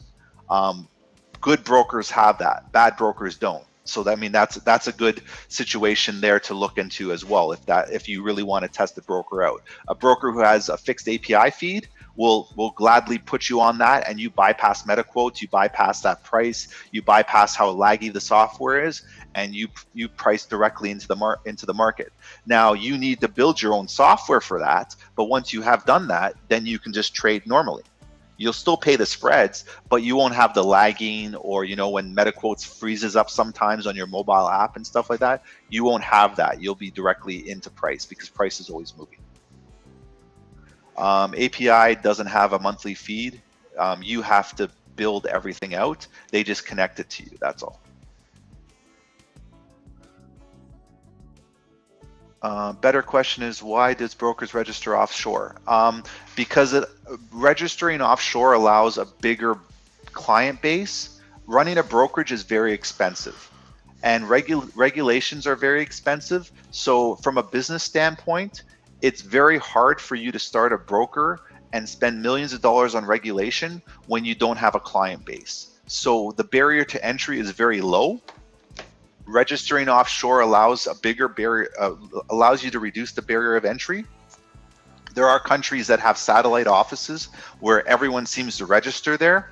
That's just the way that country operates. There's multiple jurisdictions that you can register in. And what that allows you to do is it allows you to have more flexibility and more freedom in the way that you manage your business. It doesn't say that your business is better or worse than someone who's regulated. What it does is it just allows you to get into the game. There are regulated entities that have committed bigger fraud than unregulated entities, and vice versa, right? So once again, it's use your diligence, figure out what makes sense for you and what you're comfortable with.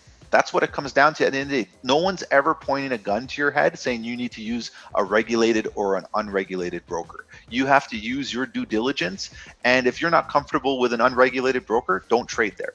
If you're comfortable, then trade there. There's no right or wrong answer. It's your comfort level, and it's just being able to understand what the risks are associated with each side. That's all.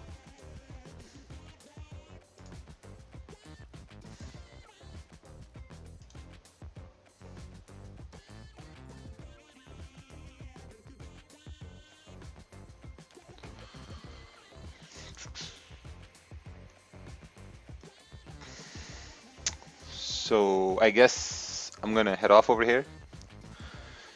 We had a pretty good session here today. Answered some questions, looked at some cars. Some people took buys, so it's pretty good. Yeah, man.